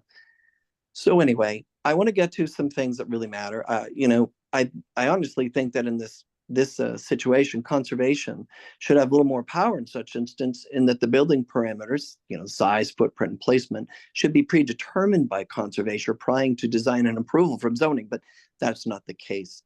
So I have several concerns as an abutter, which I will list. The removal of ledge, there's a huge boulder on there, and I really want to make sure that blasting is prohibited. I have a very old foundation from 1920, and this boulder is very large and a particular concern. And I'm aware that there are newer technologies that don't require blasting, and I insist that those be employed. And regardless, I mean, it will be sad to see this kind of an interesting natural land resource. It will be not inclusive to the design, but destroyed.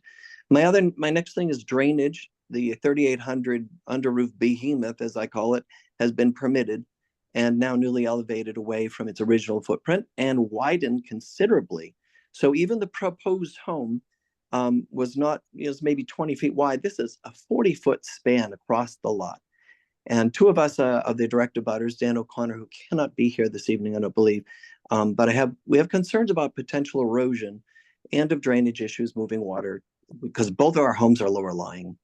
The proposed structure is also now 25 feet closer to my home than was ever what we thought would be considerable allowed because of the old footprint regulations, which have shifted. So finally, I'm getting to my biggest concern, which is something I don't think I've seen before, and it's with regard to section, I think it's 1058.5. Is that correct? You have to tell us what. Okay, so this is a request to allow like 100 square feet of land, I believe, for the removal or more of invasive species. And this percentage of land is being reversed in the ratio. So let's say they want to get 100 square feet of this removal of invasive species, but they want to get double the credit for it. Now, I'm pretty sure this is a unique request and has not been allowed. So if I understand this correctly, I think this would not only be disastrous for this particular project, but for the future of development. I mean, setting such a precedent to reverse ratios, at this point, they're small, but it could become a horrible thing if somebody says, well, I have a half acre, now I want, a whole acre or more. So another way to, look at this is, why is this being presented? And I again go to what Paul said, it's a shell game, a way to finagle a much too large structure, which is on conservation land, that normally wouldn't support such an overly large structure. And finally, if you could say, the council members, I just urge you to consider the importance of this decision, particularly with that article of the non-invasive and issue and reversing the ratios to doubling in mitigation favor. And be careful of setting a precedent here. And that's my biggest plea. And I think granting this right only to this project would show an appropriate favor, and granting it all would put, what we appreciate about the city and its beauty and natural resources at risk. So I'm simply requesting that we do this type of stuff with sustainability in mind, and not only for the neighborhoods or expansion of communities, but the natural resources at stake, to whom you give voice and represent. So I'm hoping you don't grant this ratio, which I believe is being requested by the paid experts for this giant structure. And so I think that's all I need to say. And I just want to say thank you for your attention. Thank you. Anyone else, Chuck? Yep, we have Deborah. Deborah, Hi, can you hear me okay? Yep. Name and address. Hi, my name is my name's Debbie Liakos, 41 Woodward Avenue. I've lived on the Little River. We built this house in 1965, so I'm very well aware of the resources along the river. This is a large structure going on this lot, and I back up all the comments from my neighbors who have spoken previous to me. We can put things down on paper and make them look really, really pretty and try to make it look like it's a well thought out plan. But when you're putting in shrubbery versus replacing well-established trees, I don't think there's any comparison. There's a lot of trees that have come down on this property, and as Mark had brought up, he said one big boulder. There's actually more than one giant boulder. There's going to be tremendous excavation on this land in a critical resource area. And there's shellfish beds right here. We have the clam flats right here. And it's just, I think it's a big sprawled out piece of property across a lot that is not large, that is going to affect that invasive species. We've seen it already happen here on the Little River. Some of the houses that have gone up, the newest structures, there was a fire on this river back in 1947, jumped the river, burnt down a bunch of the cottages. And when houses were replaced in the late 50s and into the 60s, the conservation issues were not in place that we have now. Rules. And we've seen how when storm runoff and things are not put in proper place, that we end up with a lot of Japanese knotweed. And as much as the applicant has said they're going to do everything to get rid of that invasive species, as we all know, Japanese knotweed is like shoveling crap against the tide, excuse the expression. And that's just the reality of it. So to say you're going to eradicate it, that remains to be seen. And then who's going to monitor that and see to it that it continues to be eradicated once the project is completed? This is a very troubled site, and the neighbors were very happy with the previous approved plans, which would not have been so sprawled out, affecting the natural habitat. We have eagles nesting in the area, in the giant pines. The pine trees are going to come down. Here we are again, taking away native species and putting in shrubs. And shrubs are just no replacement for well-established trees. And I stand behind all my neighbors' comments, and I thank you for your time. Thank you. Thank you. Chuck? We have no other hands up at this time. Seeing none, hearing none, I'll close the public comment period. Next up is Commissioner roll call comments. Member Charpentier. Yeah, I'm concerned about a lot of things, and I'm particularly concerned about the trees and taking down mature trees and putting up shrubs. As someone who just took down a tree and put up another one, I just don't see that is really viable. Member Cook. I have one question is there I need to know if there's is there an existing path down to the edge of the marsh? It looks like it's proposed to put one in there, which I'm really concerned about because if you put a path in, they will walk on it. They will start carrying kayaks and start walking all through there. So I'm very concerned about that. The retaining wall that they want to put in, it's a boulder retaining wall. I just need to make sure that it's a stacked wall, not cement in place.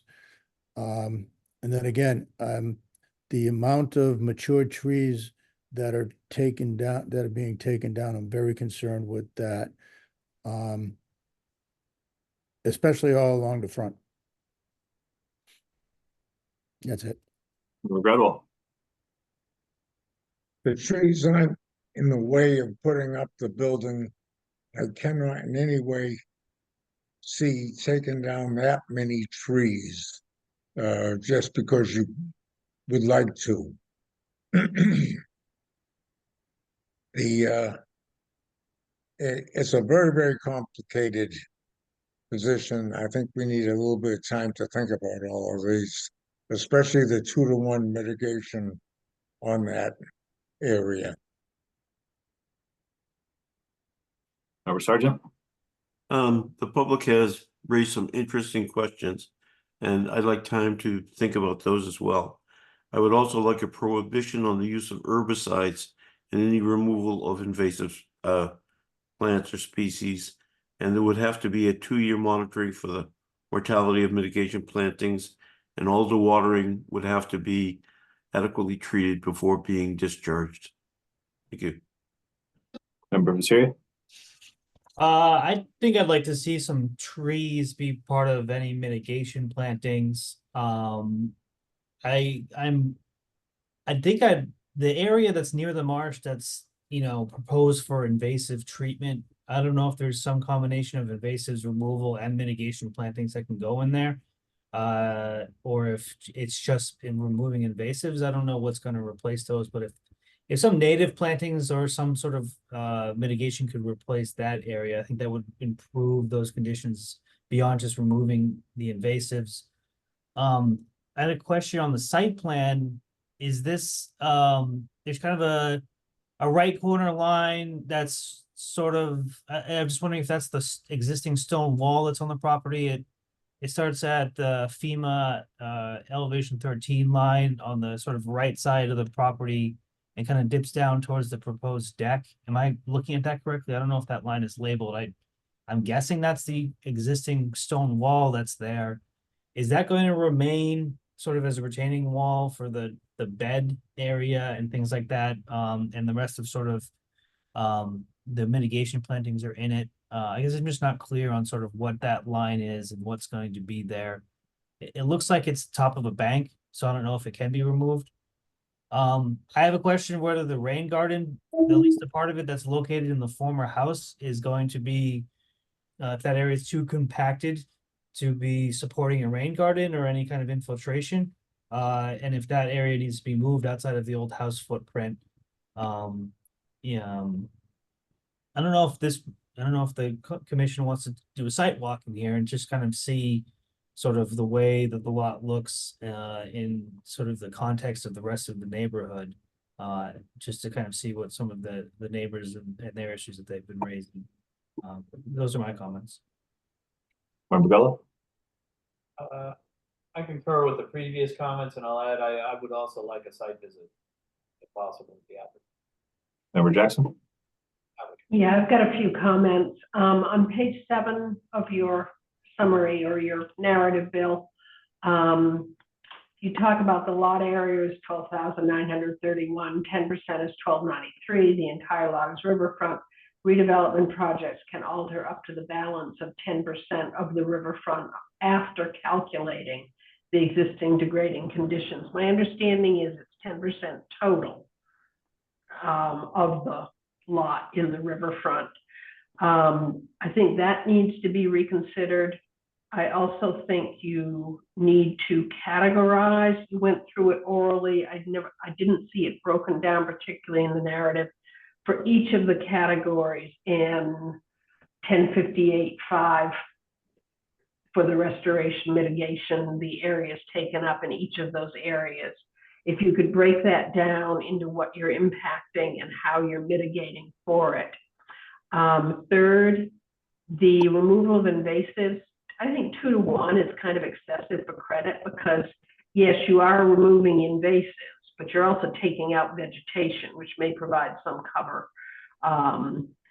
So there's pros and cons, mostly pros, but some con to removing invasives. You might want to reconsider that. And finally, we do need shellfish input on this. Okay, so that's everyone. Is that everyone? So Yes. Want to respond briefly, and then we can move to a continuation? Yeah, certainly. I'm going to focus more on the commission's comments. That's fine. There are only 6 trees that are being removed with this project. And the landscape plan shows the replacement of at least 12. I think there's more than that. I could share my screen and I'll show you. So 1, 2, 3, this large pine, a 30-inch pine, 4, 5, 6 trees to be removed. And then the landscape plan shows 1, 2, 3, 4, 5, 6, 7, 8, 3, 6, 8 along this property line here. A couple of beech plums here, river birch here. So there's 12 right there. So we got you covered on the 2 to 1. There's not an excessive amount of trees. Remember, this was an old house site.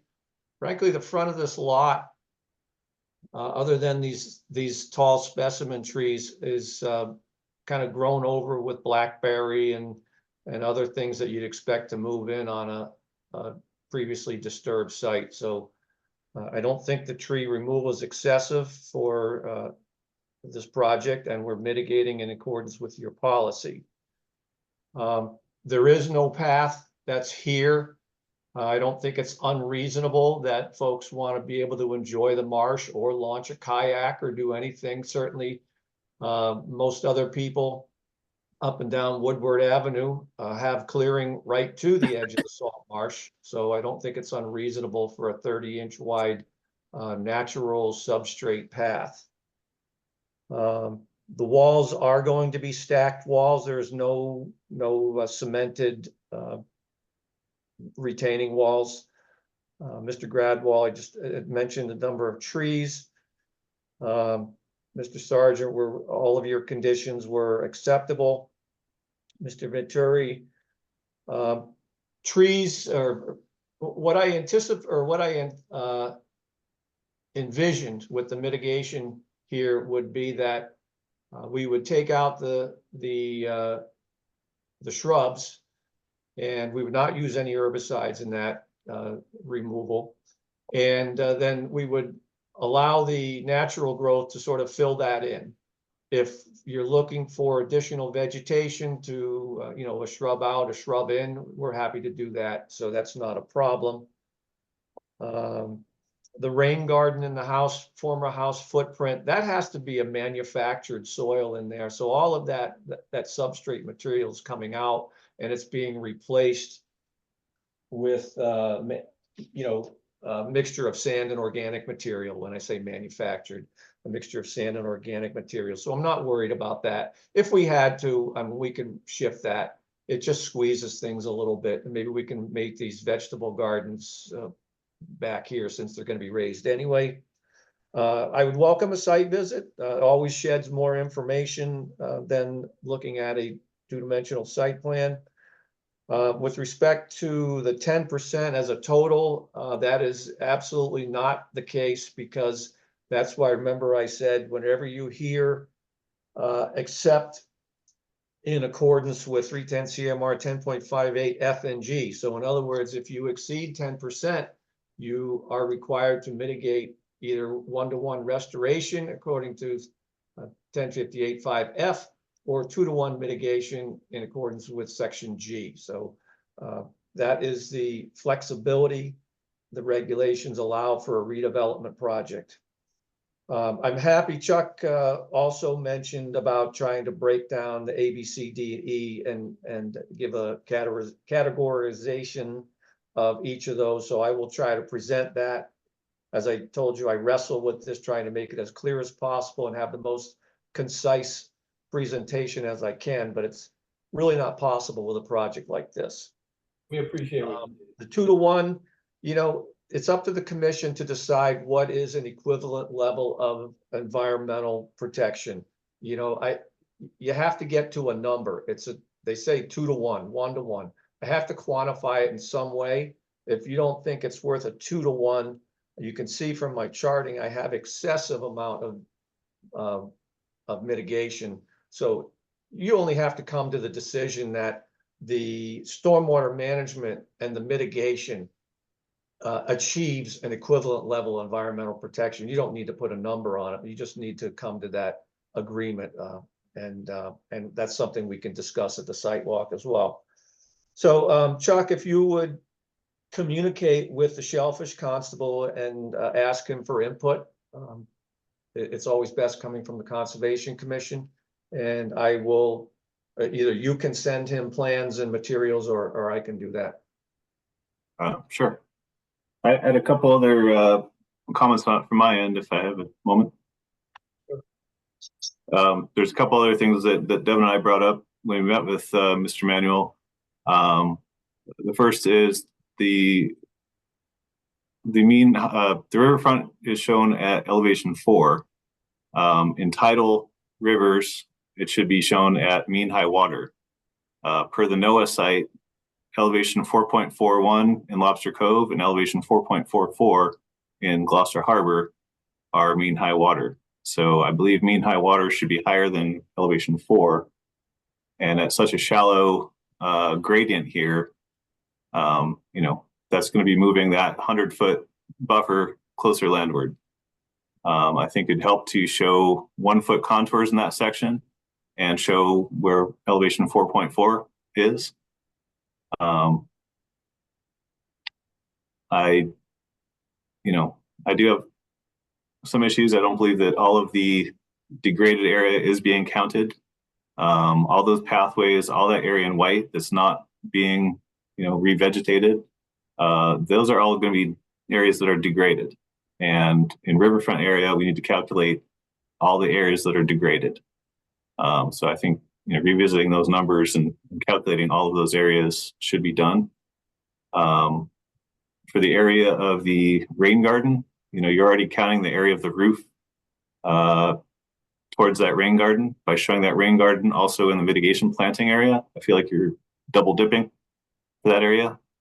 The area for the proposed raised beds, I'm assuming those are going to be garden beds. Typically garden beds, aren't part of mitigation plantings. The area around the garden beds, I imagine, to be mulched or, somehow accessible to garden those areas. That area should probably not be counted towards the mitigation area. And I have to agree with the neighbors. I think,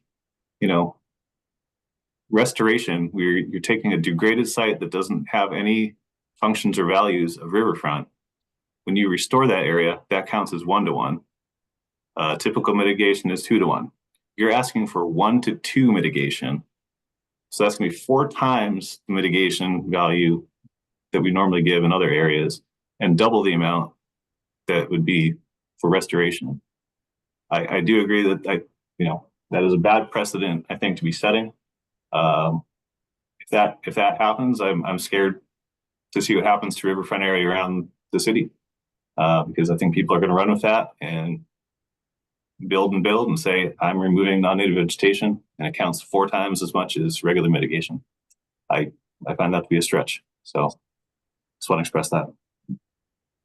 Okay. All right, Mr. Manuel, I think you got the gist of our comments. So Chuck will work with you to get a timetable for that site visit, that sidewalk.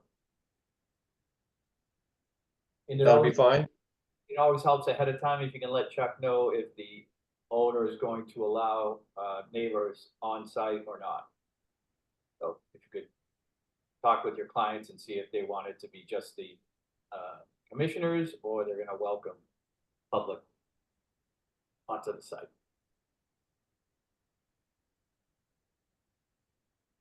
Okay.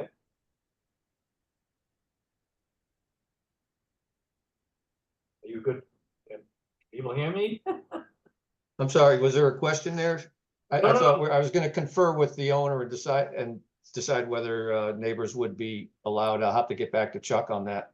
Yeah, that'd be helpful. Thank you. So we're going to move to continue for 2 weeks. Is that it? Well, let's continue for 2 weeks and see how the site visit shakes out and see what we can get accomplished. Sounds good. All right. Okay, before I make the motion, I just want to say beach plums are considered shrubs, not trees. And second, there are an awful lot of concepts on this plan that I really, really like. That being said, I will move to continue NOI 028 unassigned DEP number at 12 Woodward Avenue to the Conservation Commission meeting of April 3rd, 2024. Charpentier seconds? Roll call, Member Charpentier. Yes. Member Cook. Yes. Member Gradwell. Yes. Member Sargent. Yes. Member McCary. Yes. Member Bella. Yes. And then Member Jackson. Yes. Okay. We'll see you in a couple of weeks. We'll see you at the site visit. Thank you for your time. Okay. What's up next?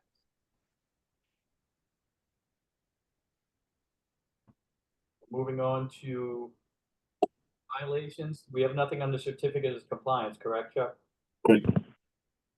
Next up is violations, enforcement order RDA 1767 Atlantic Street water line. What we have there. Matt Connolly is here.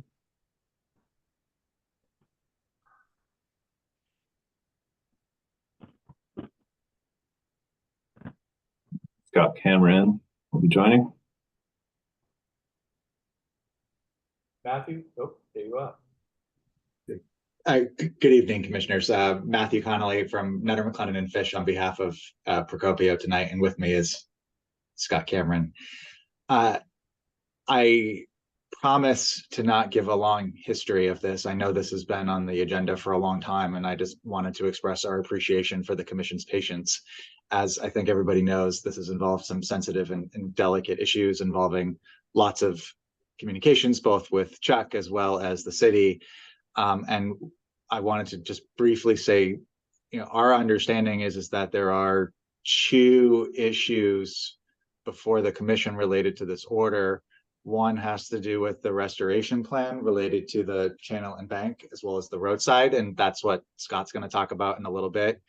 The other has to do with the culvert replacement. And I'll tell you that we've been having very productive and good conversations with the city on a path forward on that. And we're very close to finalizing an agreement, but we need a little bit more time to finalize that and present that. So tonight we're just going to present the restoration plan that's related to the channel and the bank and the roadside. And we hope to come back to you soon on an agreement with the city on how to handle the culvert. So with that, Scott, I'll turn it over to you to sort of talk about the restoration plan. Thanks, Matt. Good evening, Mr. Chair, members of the commission, staff, those in the public here in attendance. Thanks for having us tonight and carving out some time. We've had a busy agenda so far tonight, so I too will try to be brief. For the record, my name is Scott Cameron with the Moore and Cameron Group, 66 Elm Street in Danvers, Massachusetts. Here on behalf of Procopio Companies, I was brought in to help with this after the initial violation occurred. And I want to affirm, Matt's sentiment about our appreciation for the communication that has been ongoing with especially the staff, whose job it is when outside of these meetings to serve as that interface between us and the city. And there has been a lot of conversation, and we were able to meet out on site with Chuck and a representative from the engineering department and the shellfish department to finally unpack, kind of the concerns about the stabilization that Chuck had. And what we did is we went on site and we took a close look at that whole stretch along the shoulder of Atlantic, and came up with some construction details that took it from the plan you had from last July when it initially occurred, which had a more conventional, I guess, DPW cross section with gravel shoulders and whatnot, to addressing the concerns that Chuck had, which I trust is an extension of this commission. But Mr. Chair, if I could, would you mind if I shared my screen? No, you may. Choose no problem. Sorry, yeah. For some reason I'm having a hard time hearing you, but I think you said okay, so. You're good to go. All right. Well, that's the whole point. How could you possibly? Okay, a little bit of interference there on the audio, but so you received this plan last week, so it should look familiar. We had done this initially when the incident occurred, outlining the immediate areas of need and what was done to stabilize the area, and that's been monitored over the winter. We have actually been out and doing some work over the winter through that monitoring process. Chuck has also been keeping an eye on things and communicating with us, which is very helpful, and we've tried to stay on top of this. So I wanted to identify, so there are kind of three different areas. It's a tricky area. There's a lot of, as we've been keeping an eye on this over the last 7 months or so, 8 months, we've definitely observed a lot of evidence that there's a long-standing kind of history of trying to keep this shoulder intact. As you know, the roadway edge is right along the edge of the pavement, is right along the edge of the resource area. It drops off in the channel. The channel is tidal, and it's rather steep. So what we did is I'm going to start with the easier of the three of these, and that's this orange color here. This is an area which is outside of where any of this happened, just where cars and when we come down here, we pull off there too, because it's really the only spot to pull off. But it's where cars pull off on the shoulder of the road. It's just a trodden area where the vehicles have kind of deteriorated any vegetation there. And what Chuck asked us to do here was to stabilize that with vegetation. And vegetation is really the theme here. That was expressed to us as we want to get as much vegetation as close to the edge of the road as possible. And then we got to do that in a manner that's going to ensure that it remains stable. So here we came with the detail, which is the CC here. You see, we just illustrated the edge of pavement. It's just kind of a dirt shoulder that sloughs off. It's compressed. Top dress that with loam, and then seed that. And Mary Rimmer was with us on site as well, who presented earlier tonight. And she recommended some seed mixes that would be tolerant to this area right along there. So we proposed that, and this is this area here, a little outside the site, but it's on the plan. Starting from the pink zone here, section A. This section is a little unique. This is the photo 1 here. And the photo doesn't do it as much justice, but when this happened, you can see the pavement patch here at the top of the plan. You can see the stones. These stones were all here, but they were put back, and then this is more of a highway or a structural gravel that's put in with road construction. It's typical. You have your pavement, and then that subbase extends off the edge, and that stabilizes it and prevents the asphalt from pouring off the edge, and eroding away. So what we looked at in this area in particular was to through this whole thing, we're going to pull out the gravel that's past the pavement. So we're gonna scrape that down and get that out of there. These stones that are along the edge, they're gonna have to be picked up. So we'll have a bucket with a grapple, pick those up, stockpile them. We're gonna come back and stabilize underneath it, and that's this detail here. So the bottom stones are towed in. There's some filter fabric here, so they don't continue to work their way into the soil. So that's what happens. Freeze thaw, they will move. The fabric keeps them in place, and then rebuild that corner right up as close as we can to the edge of pavement. And we wanted to set them a little bit proud of the pavement, a little bit above the pavement, and then in between the stones, you can see how there's still going to be gaps between. So we're going to top dress that with loam and again seed that whole section, so that the idea being that the rocks will be bring closer. It will deter vehicles from kind of hugging the corner here. And what's happening is the vehicles do hit the edges, and they will keep that worn down. So we'll kind of be a little visual to, keep the cars in the pavement, and then the vegetation will help bring that back more to what you see on the other side of it, which is that you can see the green even in the winter months. That's stable. So, and the grass will grow in and help lock all those stones in place. As we move around the corner here, this will extend more or less up to where the culvert is where that work happens. Once we get to the culvert, it changes again. Obviously, we're going over the culvert, and it's just the culvert. And then it gets a little deeper and steeper in this area. And the stones, we don't have any of the stones that have been there in this area. And so what we're proposing through there is a little different method. So again, the theme of the vegetation right up to the pavement edge. Chuck had noted a little further down the street, over the years, the kind of the earth has built up on the shoulder, which happens over years as materials cast off the edge of pavement, but the vegetation grows up through it. It creates a really stabilized condition over time. So we're going to try to rebuild that. In doing so, again, remove the gravel from the edge, scrape that down to the edge of pavement. We're going to put, again, a fabric down. Lower down the slope, we're going to use, they're kind of like rigid compost logs that we can put in to kind of act as an anchor. And then we're going to lay the fabric down. The fabric would actually, initially it would extend past the logs, so you'd be kind of flopped over. Back, top dress this with fabric, with loam, roll the fabric back.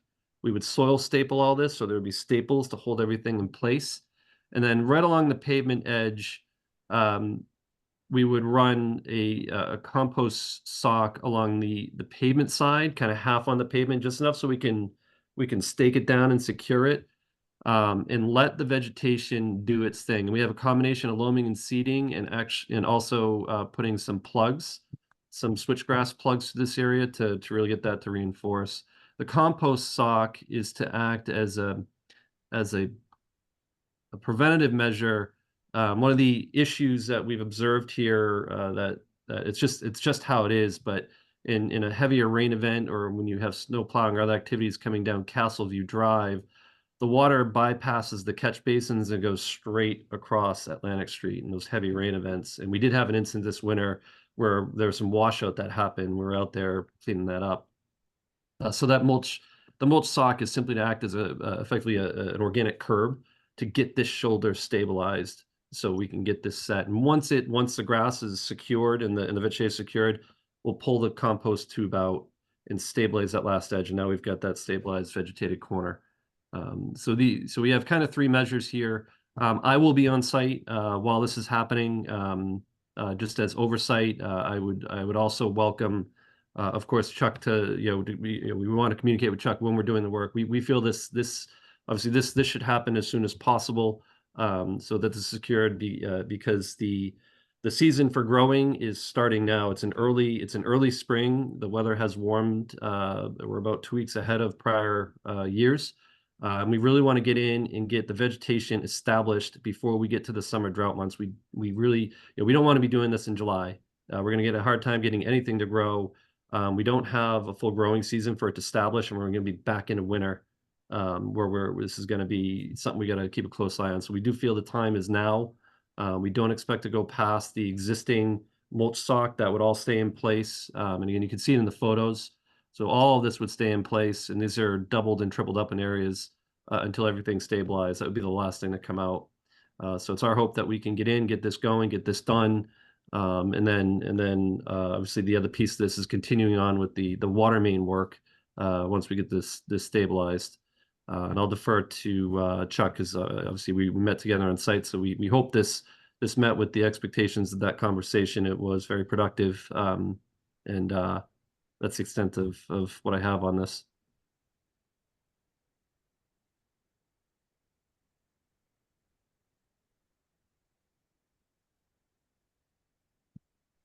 Chuck, do we need to open this up to the public? We don't need to. It's a, you know, it's a enforcement order, and so therefore it's not a subject to public hearing because it's not a proposed project. So it's up to the commission, I guess. We got a lot to go through tonight still, so I would suggest you move on. I guess the only thing I'd like to add is I have reached out to one of these shellfish constables was present on site during our meeting, and had expressed you know, possible concern. There is a time of year restriction currently for that stream. You know, so anything that would be in stream or potentially impacting in stream conditions. So I did reach out to some folks at DMF, the anadromous fish biologist, and some other folks, just to see if they had any concerns with the time of year restriction, or any, you know, possible conditions to add to that. I haven't heard back from them yet, so hopefully I'll hear back from them soon, and we can. Okay, why don't you move on to roll call commissioner comments? Yep. Member Charpentier, No comments. Member Cook, You're muted. Comments. Member Gadwall, No comment. Member Sargent. I thought that was a very good presentation by Mr. Cameron, but I would also like to hear from Division of Marine Fisheries and the Shellfish Constable on the potential for a time of year restriction. Member Viteri, No comments from me. I thought it was a good presentation. Member Bello, No comments. Member Jackson. I also thought it was a good presentation, and I appreciate the work that went into it. No further comments. Okay, with that then, what's the next step, Chuck? You know, I guess, you know, depending on what feedback we get from DMF and shellfish folks, you know, I guess if you guys are comfortable with them proceeding with this, and you know, DMF and shellfish are comfortable with them starting that work now, you know, I guess we could get things going. It sounds like. Are you comfortable? I'm sorry. Chuck, are you comfortable? Yeah, I mean, obviously, you know, definitely want to see these things as they're being built. You know, it is a very tight area, so it, you know, doesn't take, you know, if things go wrong, they end up right in the creek there. So we're dealing with a pretty limited area, and so I guess that's where the concerns come from. So that's why I wanted to reach out and see if there's any, you know, major heartburn from agencies, and then also if they had any additional conditions that they might want to see as far as, you know, notifying if things do happen, that sort of thing. So with that, why don't we just continue it to one more meeting, just to make sure we get some of those comments in before we run too far ahead of our skis here. Is that okay with the applicant? So there is a timing issue specifically related to the water main work and the culvert issue. I mean, both the DPW and we are sensitive to getting these approvals done and the work started before. I mean, it basically needs to be completed before Memorial Day is what we were told from the city. And so there really is a need to get started as soon as possible. Okay, with the condition that as this information, if we decide to let it move ahead now, it will be with obviously the requirement that as that information comes in to be immediately disseminated to the agent, so we can see if there was anything we needed more to do in this to remediate the issues. So, okay, with that then, why do we, it's been a long night. We got a longer one to go still. So why don't we just, I guess we can move to allow the work and move forward, Joe? Okay. Should we pending comments from DMF and Shellfish? Yeah. Commissioner Jackson moves to continue EO RDA 1767 Atlantic Street water line for the restoration work to move forward pending DMF approval and Shellfish approval, and under the supervision of our agent's approval as well. Chop To it to the a meeting second. of, yeah. Oh, Yeah, we to continue? the meeting of April 3rd, yeah. Okay. Wait a minute, we had a question. Yeah, I did have one question, I guess, again, dovetailing with the water line work, of course, you know, so this is all kind of stitched together. We want to mobilize, get all this restoration work, of course, with the feedback. We want to be very sensitive to oversight. I want to be on site with Chuck to the extent he has time to do that. I know you have a lot on your plate too. So I do feel the area of impact where we're actually, you know, we're taking up the gravel. It's a very narrow stretch, and you know, I'll be keeping a close eye on the weather and out there myself, as I have been for the other cleanup work that's occurred over the winter and last fall. With regards to the water line, though, that is, you know, I think what we're hoping tonight is we have the stabilization work in place. We get that done and then move directly into the water line work. We're not asking to lift the order. That's the part 2 that Matt was talking about with the culvert. But we are looking to get release to proceed with the water line work.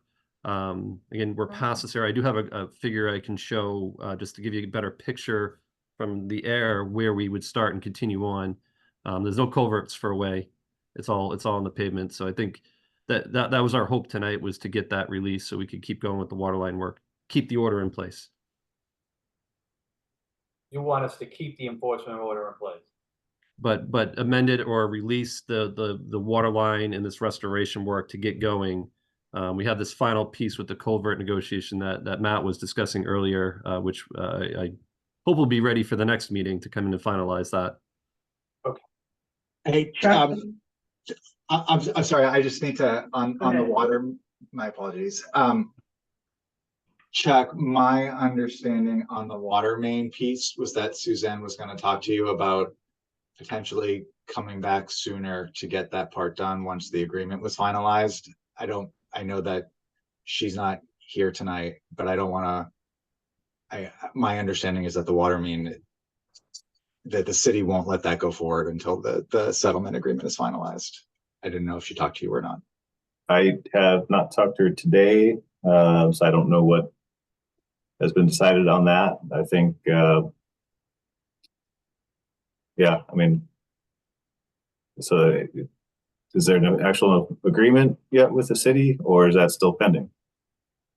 I talked to her beforehand, and what we agreed that I could say was that we have an agreement in principle, but it has not been finalized. So I do think we need to come back to you with a finalized agreement that we can present to you. And so I want to be fair to what I discussed with her. And so I can't say that the city is ready to go forward on the water main tonight.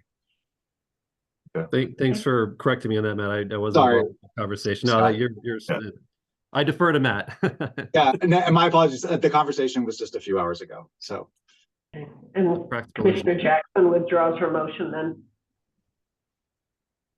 No, but would it be possible to get an approval on the restoration plan related to the channel and the bank and the roadside work? It would be helpful to get that approved. We can get that going. Yes. If you get approval from DMF and Shellfish, I think, you know, getting this started sooner than later, you know, to get stuff planted in the spring, I think could be helpful. But I think, yeah, as far as releasing, you know, the water line, I think we need to wait until we hear from the city that something has been finalized for the culvert. Makes sense. That's right. And I want to make sure that we're fair to our negotiations. Okay. So, Joe, you want to take it again one more time? Sure. All right. Commissioner Jackson moves to approve the restoration of the channel bank and roadside at Atlantic Street water line exclusive of the water line and any culvert work, pending input from DMF and Shellfish while maintaining the enforcement order. And continue to April 3rd, 2024. Does that cover it? Yep. Okay. Charpentier seconds? Phew. Roll call, Member Charpentier, Yes. Member Cook. Member Cook? Oh, see. I think he texted me that his battery is dying, so he might fall off. So, Member Gadball. Yes. Member Sargent. Yes. Member Vasiri. Yes. Member Gulla. Yes. And Member Jackson. Yes. Now I'll keep everybody posted as I hear from the agencies and go forward from there. Right. Thank you all. And Chuck, if you need any help, let me know. Give me a buzz. I'm happy to run anything over or meet. Let me know. Okay. Appreciate it. All right, thanks. Thank you. Okay, thank you. Next up, we have enforcement order 24-01, 137 Winter Street Road.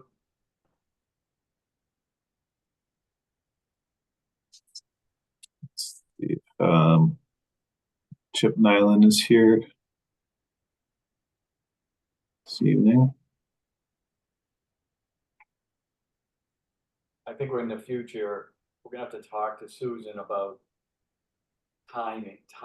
We gotta limit time. Too much information with some of these projects for us to get through them. This is rare. This is once. Oh, no, I know. Yeah. It's true that, when it comes to like public comment, Susan Egan's told me, you should start your meetings with a timetable. I'm not seeing Chip Nyland. Let's move to the next one. It's 8:30. We've been sitting here for 3 hours. If Mr. Nyland shows up, we can always come back to him. All right. All right, so that means the next one up would be 14 Fort Hill Avenue. We have Evan Gavundran from DeRosa. About her. She's here for 14 Hill Ave. Yes. So DeRosa Environmental did the initial NOI for this project. And they are also supposed to be involved with the additional work that's going on out there. They did do a follow-up after we contacted them about the issues with the recent cutting, and they are here tonight to give some. Thank you, Chuck. Yes, this is Evan Veneran, DeRosa Environmental, here representing the homeowners at 14 Fort Avenue. They are also in attendance, Jim and Cindy Thornburn, and Michael DeRosa is here as panelist to help present our monitoring report. So on February 27th, 2024, we were contacted by conservation staff notifying us that there seemed to have been some additional cutting that took place. Since that first notification, we set up a site visit with the Assistant Conservation Agent, Devin Harrington, Michael DeRosa, myself, and the landscaper on March 5th to inspect the additional cutting that took place. And I will share my screen.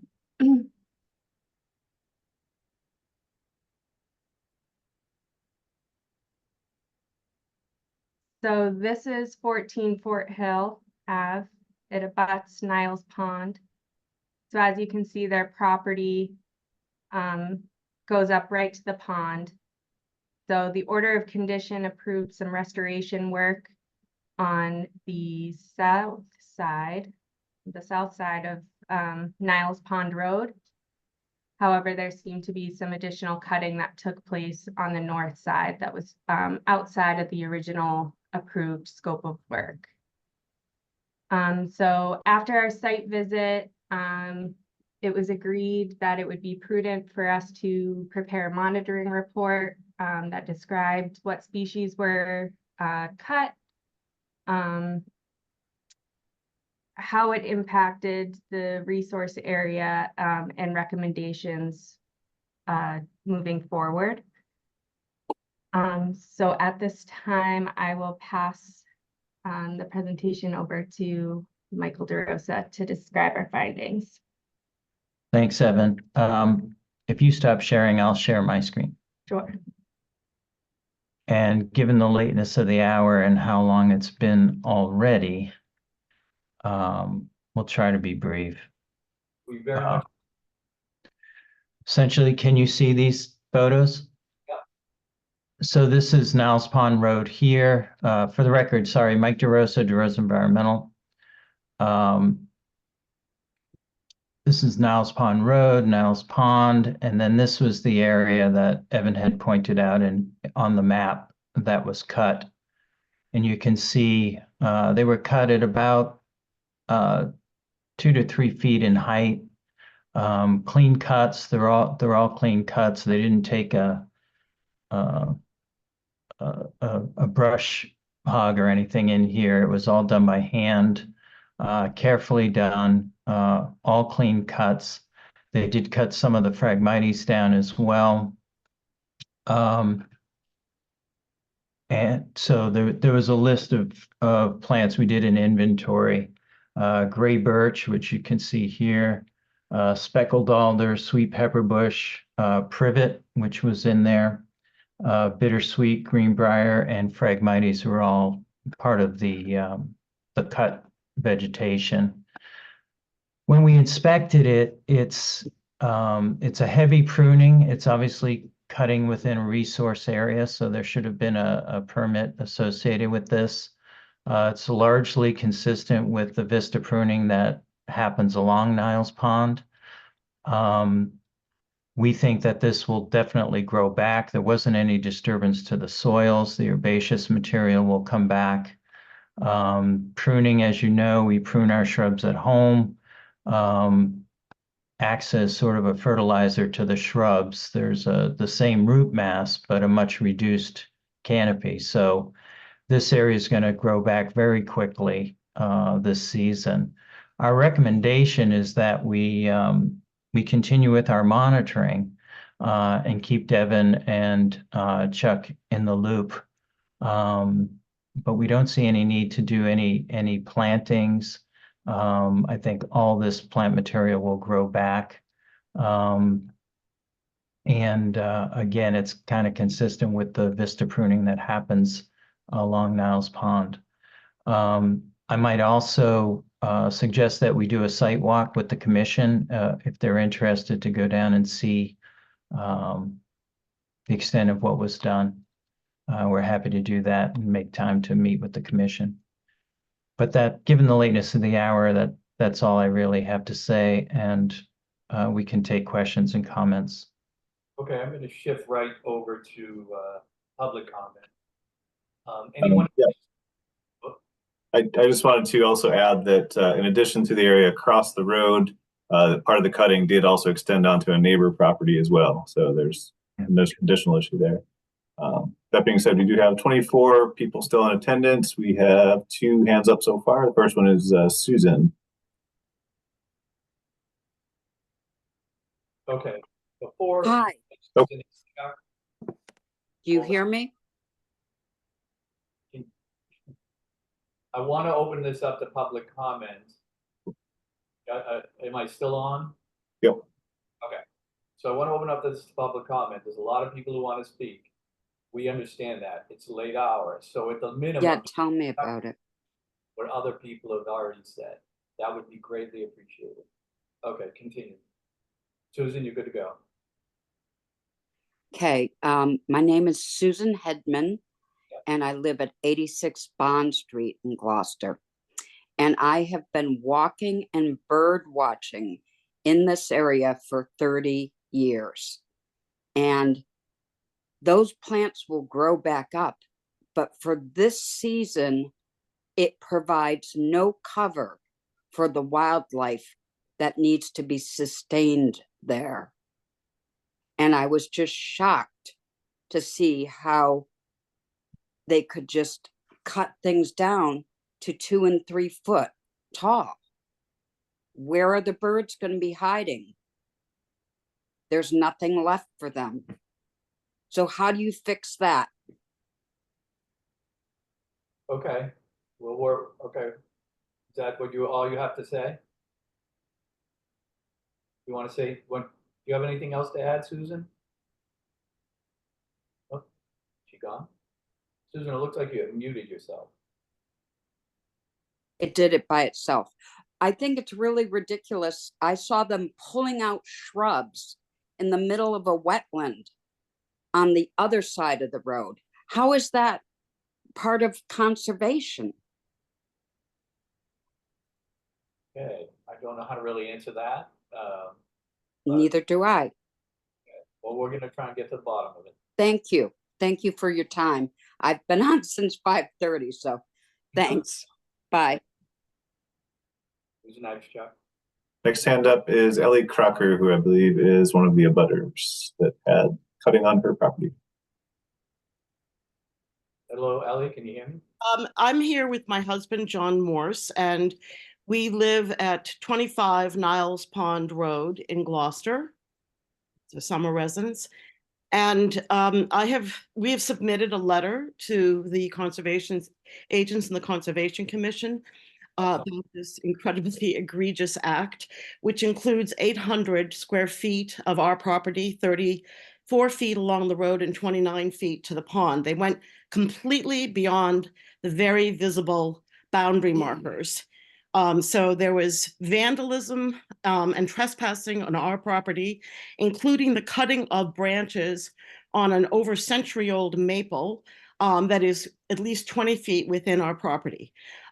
This was done with complete impunity, with no regard for their own environmental planners, design, and with the restrictions of the Conservation Commission. We're wondering if the Department of Environmental Protection, the state DEP, has been notified yet, but it completely goes against everything on the Wetlands Protection Act, and it's just absolutely horrifying. We have owned this property since my family has owned this property since 1965, and our house is completely exposed now. The habitat has been completely disrupted, not only on the pond side, but they also went about 3 feet into our property on the opposite side of the road. We are requesting mitigation at the very, very least. We are requesting that trees be planted at least to the mature height of the ones that were taken down, which, by the way, include other species like red and swamp maples and alder trees, to name a few. And we'd like those replaced on our property. So that we're demanding that at the very least as mitigation for what they have done to our property and to the natural environment. My husband would also like to speak. He's right next to me. Well, yeah, just to add on to that, the statement that this will grow back this summer. It's not going to grow back. There are before pictures we have that are 20 to 25 feet of growth there. That's not going to happen in 1 or 2 or 3 seasons. So that's really not acceptable. We need something done this summer so we can have a green space back and a buffer. And we'd like to know what can be planted there, either mature trees, that are 15 to 20 feet tall, or bushes to create a screen and along our property border too, to mitigate that where they've gone over into our property. Thank you. And I feel like we feel very strongly that there should be some kind of penalties visited for this, because how do you prevent this from happening again? How do you prevent this from happening? And it's so extreme and so egregious and so completely disregarding the area, the natural beauty of the area and the neighbors, as well as people who, like the previous speaker, who enjoy this for bird watching and just to walk. Many, many people walk around that pond, and I just, it's just such a violation that we just feel like there has to be some consequence to this and not just a wait and see and let things grow back. All the trees will be distorted and stunted because of the way that they've been cut. It's a complete violation of every sort of environmental tenet that you could think of. Anything else, John? No, that's it. Thank you. Thank you. You. Up next. Next up, we have Stephen Phillips. Hi, can you hear me this time? Yep. Good. Good evening, Mr. Chairman, members of the commission and staff. My name is Stephen Phillips. I live at 20 Fort Hill Avenue. I'm a direct abutter. I've lived here for 10 years. I've lived in Gloucester for more than 30 years. I was a practicing lawyer for more than 30 years. I served on this commission for 3 years. I have never seen such an egregious display of disregard for the environment, the applicable laws and regulations, the orders of this commission, the rights of neighbors and abutters, and the general interest of the community. This is truly egregious. If I gather the commission, I know Ms. Harrington has done a site visit. I gather the rest of you have not. I would urge you to get out and see this. With all due respect to Mr. DeRosa, this is not routine vista pruning as happens around Niles Pond. This is egregious devastation. This calls for an enforcement action with serious and substantial penalties. Given the lightness of the hour, I'll stop there. Thank you. You. Next up is Christopher Leahy. Can you hear me, Christopher? Christopher, Hello, can you hear me? I can hear you. Name and address for the record. Okay, my name is Christopher Leahy, 67 Perkins Street here in Gloucester. We've lived here for 40-some years. I walk around Niles Pond at least weekly and often more frequently. I'm the former director of conservation for the Massachusetts Audubon Society, who had responsibility for the ecological management of 30,000+ acres of wildlife sanctuaries from, Cape Ann to Cape Cod and all the way out to the Berkshires. This involved extensive biological inventories, which I basically started, of all of our sanctuaries, and then ecological management of those properties from maximum biological diversity. That's just a little bit of background. I must say, I have to start to say that I've noticed the devastation of basically red maple swamp protected by the Massachusetts Wetlands Protection Act over a year ago by the neighboring people. This, to me, was a grotesque and appalling violation of the New England, of the Massachusetts Wetlands Protection Act, and why this could possibly have been permitted as some kind of, tree pruning or yard pruning or something. Nonsense. This was protected area which was destroyed, and in a particularly ugly way. Not that that matters. If it was destroyed in a nice way, that wouldn't have been any better. And then this year, that was increased and then extended to the wetlands barrier of a great pond, which is Niles Pond, and destroying the vegetation there. All for what? For a resident's view? There are no rights to a view that overwhelm the basic rights of the law, which is the Massachusetts Wetlands Protection Act. This is grotesque. There needs to be a significant, there needs to be a cease and desist order on the residents doing these actions. Number two, there are to be serious fines for this violation. This is a violation of the law. And in my view, there needs to be public action to show the public, the general public, that the people that did this have violated the law. And if anybody else tries to destroy wetland vegetation or habitat in other ways, they will be severely penalized with fines and perhaps other actions. So I'm appalled that the Gloucester Conservation Commission somehow approved the idea that the destruction of the red maple swamp on the inland side of Niles Pond was somehow acceptable. This is appalling. Thank you for listening to my comments. Okay. Next hand up is Kim Smith. Kim, can you hear me? Can you hear me okay? Kim, can you hear me? I can hear you. Can you hear me? You're very Barely. faint. Can you speak up? Let me see. Is that better? Can you hear me better now? Yep, much better. All right. So thank you for everybody who's already spoken.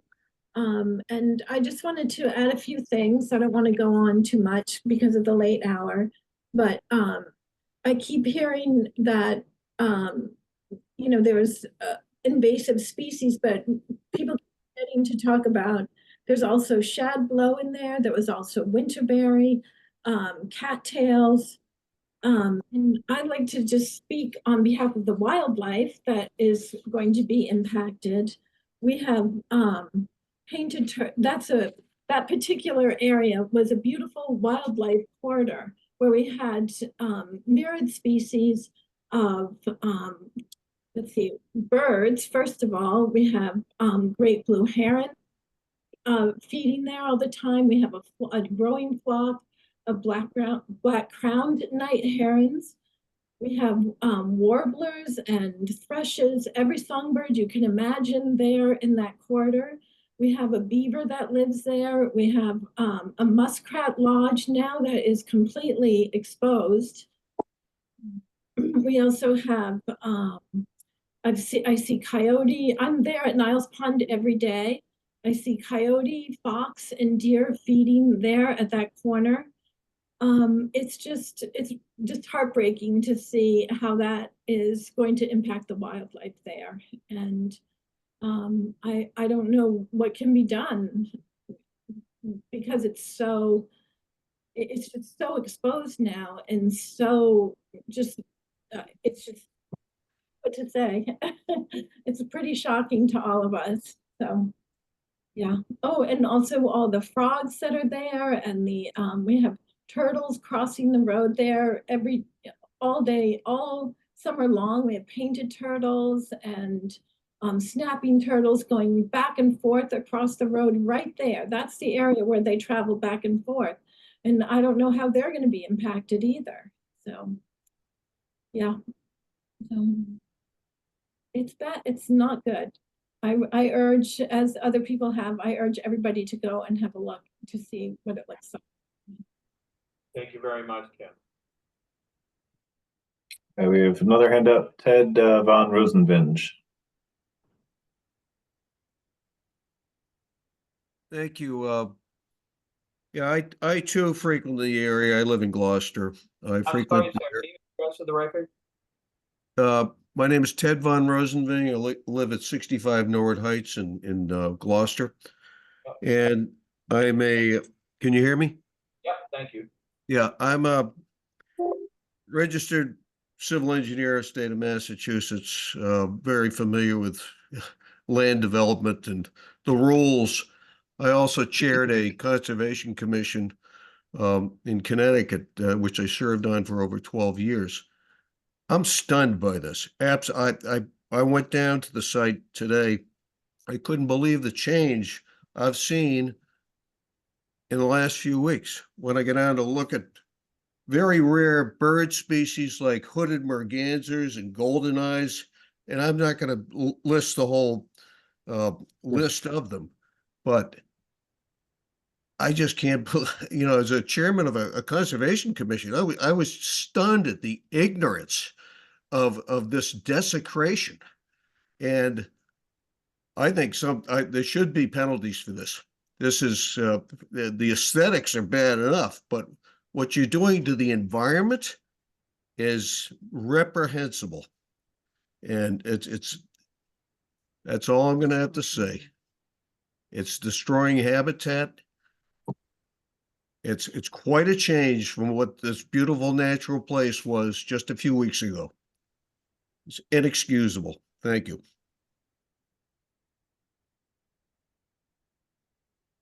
There are no other hands up at this time. Okay. Oh, sorry, we have a couple more. Susan? I just wanted to mention that there are other places around the pond that are also being cleared, and over on the road that goes along Brace Cove, there's trees that have been cut right out of the wetland, right down to 6 inches off the ground. So this is not the only spot that is being decimated. And I agree that it needs to be a penalty involved, and it needs to be a public shaming of this action, because it's devastating. And if people don't think it matters, then they're just going to do it too. So I just wanted to say that. Thank you. Thank you. And we have one more hand up, Gordon Baird.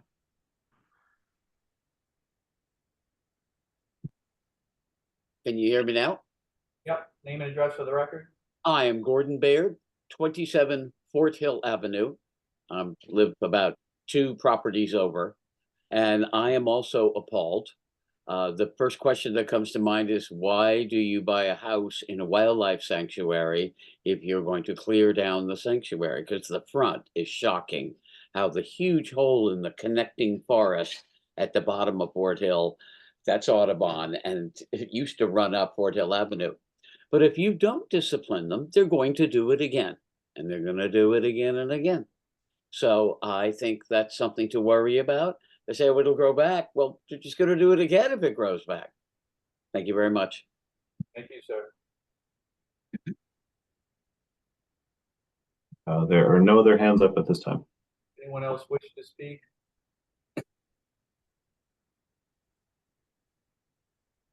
Okay, seeing none, hearing none, I'm going to close the public comment period. I guess I don't know if we want to start with DeRosa Environmental. I mean, obviously they're upset, the client, the neighborhood. I don't blame them. It does definitely seem, feel, and looks egregious, and I'm sure it is. So I guess the next steps is going to be some sort of, at least start, is there something we can do now, Mr. DeRosa, to start? My assumption is that allowing this stuff to grow is not going to cut it. We're going to need obviously much more than that. So I think you need to start with your client and start putting a plan together, and so we can understand what happened and how you plan to, or your client plans to, fix and mitigate this. This is pretty tough stuff. No, understood. And it is a dramatic change.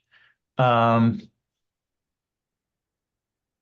guess what we'd like to do is, and we've taken copious notes from the abutters' observations, so we appreciate that feedback. I think we'd like to see if the commission would like to do a site walk and go see it, or direction from them. This will grow back. It will take more than 1 year. I didn't mean to imply that it's going to be back to its original height in one growing season. But it will come back. It will come back as thick as it was before. There is some additional invasives on the pond side of the street. There's privet in particular. And we were going to keep an eye on that. But we will talk to our clients about a planting plan, especially regarding the direct abutters. I think that's important. We're going to have to address that. Yeah, and it has been the habitat that got lost potentially here as well. So we're not Mhm. just talking about plants, we're talking about flora and fauna, so. Yep. Yep. All addressed at this point. Yep. Yeah, well, the other issues that we're gonna face is, especially with the abutters, none of that's under our order of conditions. So that's all gonna have to be new NOIs. And then whether or not they want to proceed with any civil action beyond that. But those are going to require separate NOIs for both of the abutters. Because Right, because that's work on their property. Restoration in this plan. That's right. I'd like to comment if I can. Benefit of the doubt was given in the first instance of unpermitted tree chopping, and a notice of intent for restoration was granted. With a similar second violation of the Wetland Protection Act, there is no longer any benefit of the doubt, and this needs to be treated as a premeditated and deliberate act. With roadway runoff, harsh winds, and periodic salt spray, this is a harsh environment for vegetation. Woody plants might or might not fully recover from these cuttings, but if they do, they're likely to be shorter and more bushy, resulting in an altered wildlife habitat that provides less nesting area and protection for small mammals and birds. Protecting wildlife habitat is one of the interests of the Wetland Protection Act. In this instance, I strongly believe that an enforcement order should be issued and not an NOI that outlines compensatory restoration for damage done to plant and wildlife habitat on this, as well as on the abutting property where the damage has occurred. The enforcement order must include the planting of mature native trees and shrubbery. Although I believe the property owner would need to agree to this, an appropriate area for additional compensatory restoration would be the area of the existing tennis court that's presently located very close to the flagged wetland. I note there's adequate area on the property owner to reconstruct a new tennis court outside of buffer zones and wetland impacts. Thank you, Dave. Anything else, commissioners? Any other comments? I think Dave I would covered. just like to voice support for Mr. Sargent's comments. I completely agree. I'm horrified by the pictures of this. And I also had the idea that they could offsite somewhere provide some kind of compensation for all of this. Yeah, it's still gonna be tricky. Again, we're gonna go back to the environmental people to see what can be fixed. I mean, again. Yeah. Well, yes, we have to do that, but that's just fixing what was devastated. It's not, there's nothing to prevent anybody else from doing the same thing if we just let them grow back what they had. It's not the only time we've been called out there, as Mr. Sargent noted.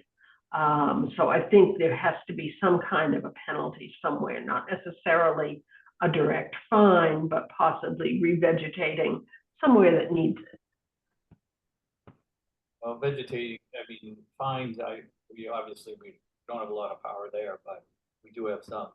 But back to Mr. DeRosa, more than likely, before this meeting ends, I guess we're probably gonna put an enforcement order. We will put an enforcement order in place. So that's gonna happen 2 weeks. So, but other than that, anything else to add, commissioners? Do we need to vote on the enforcement order tonight? I think we do. We should. Yeah, I think we should vote on it, but we should also maybe set up some near-term goals with dates on them. Maybe also schedule a site visit, but Let's vote on enacting an enforcement order tonight. We'll schedule a site visit and then say at the next meeting. Sounds good. Yep. Can we vote, do we need an enforcement order drafted, or what are we just voting to authorize the drafting of one? I guess to issue one. Yeah. Okay. Commissioner Jackson moves to issue an enforcement order for the violation cutting at 14 Fort Hill Avenue. Charpentier seconds. Call Member Charpentier, Yes. Member Cook, Yes. Member Gradwell. You're muted. Barry? Yes. Member Sergeant, Yes. Member Viteri, Yes. Member Gullah, Yes. and Member Jackson. Yes. And I assume this should include that they appear at the next April 3rd meeting. Correct. Yes.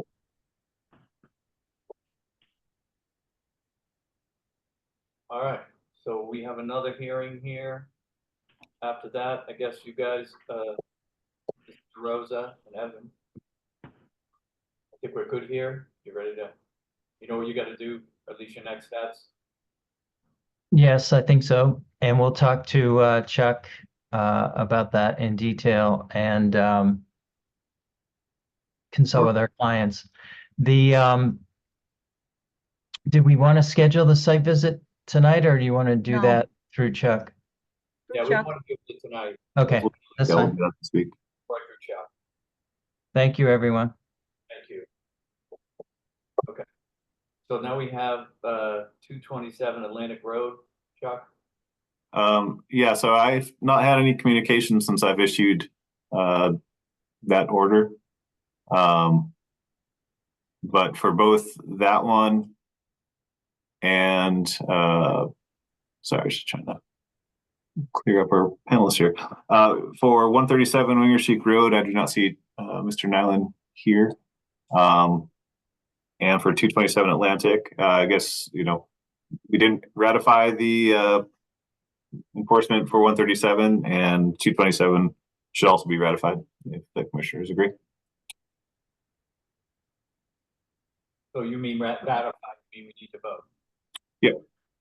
Okay. Okay, Commissioner Jackson moves to ratify an enforcement order on EO 2401 at 137 Winger Chic Road. Charpentier seconds. Roll call, Member Charpentier, Yes. Member Cook, Yes. Member Gradwell, Yes. Member Sergeant, Yes. Member Viteri, Yes. Member Gullah, Yes. and Member Jackson. Yes. Commissioner Jackson moves to issue an enforcement order for To ratify the order. 227. To ratify the enforcement order for the property at 227 Atlantic Road. Charpentier seconds. Roll call, Member Charpentier, Yes. Member Cook, Yes. Member Gradwell, Yes. Member Sergeant, Yes. Member Viteri, Yes.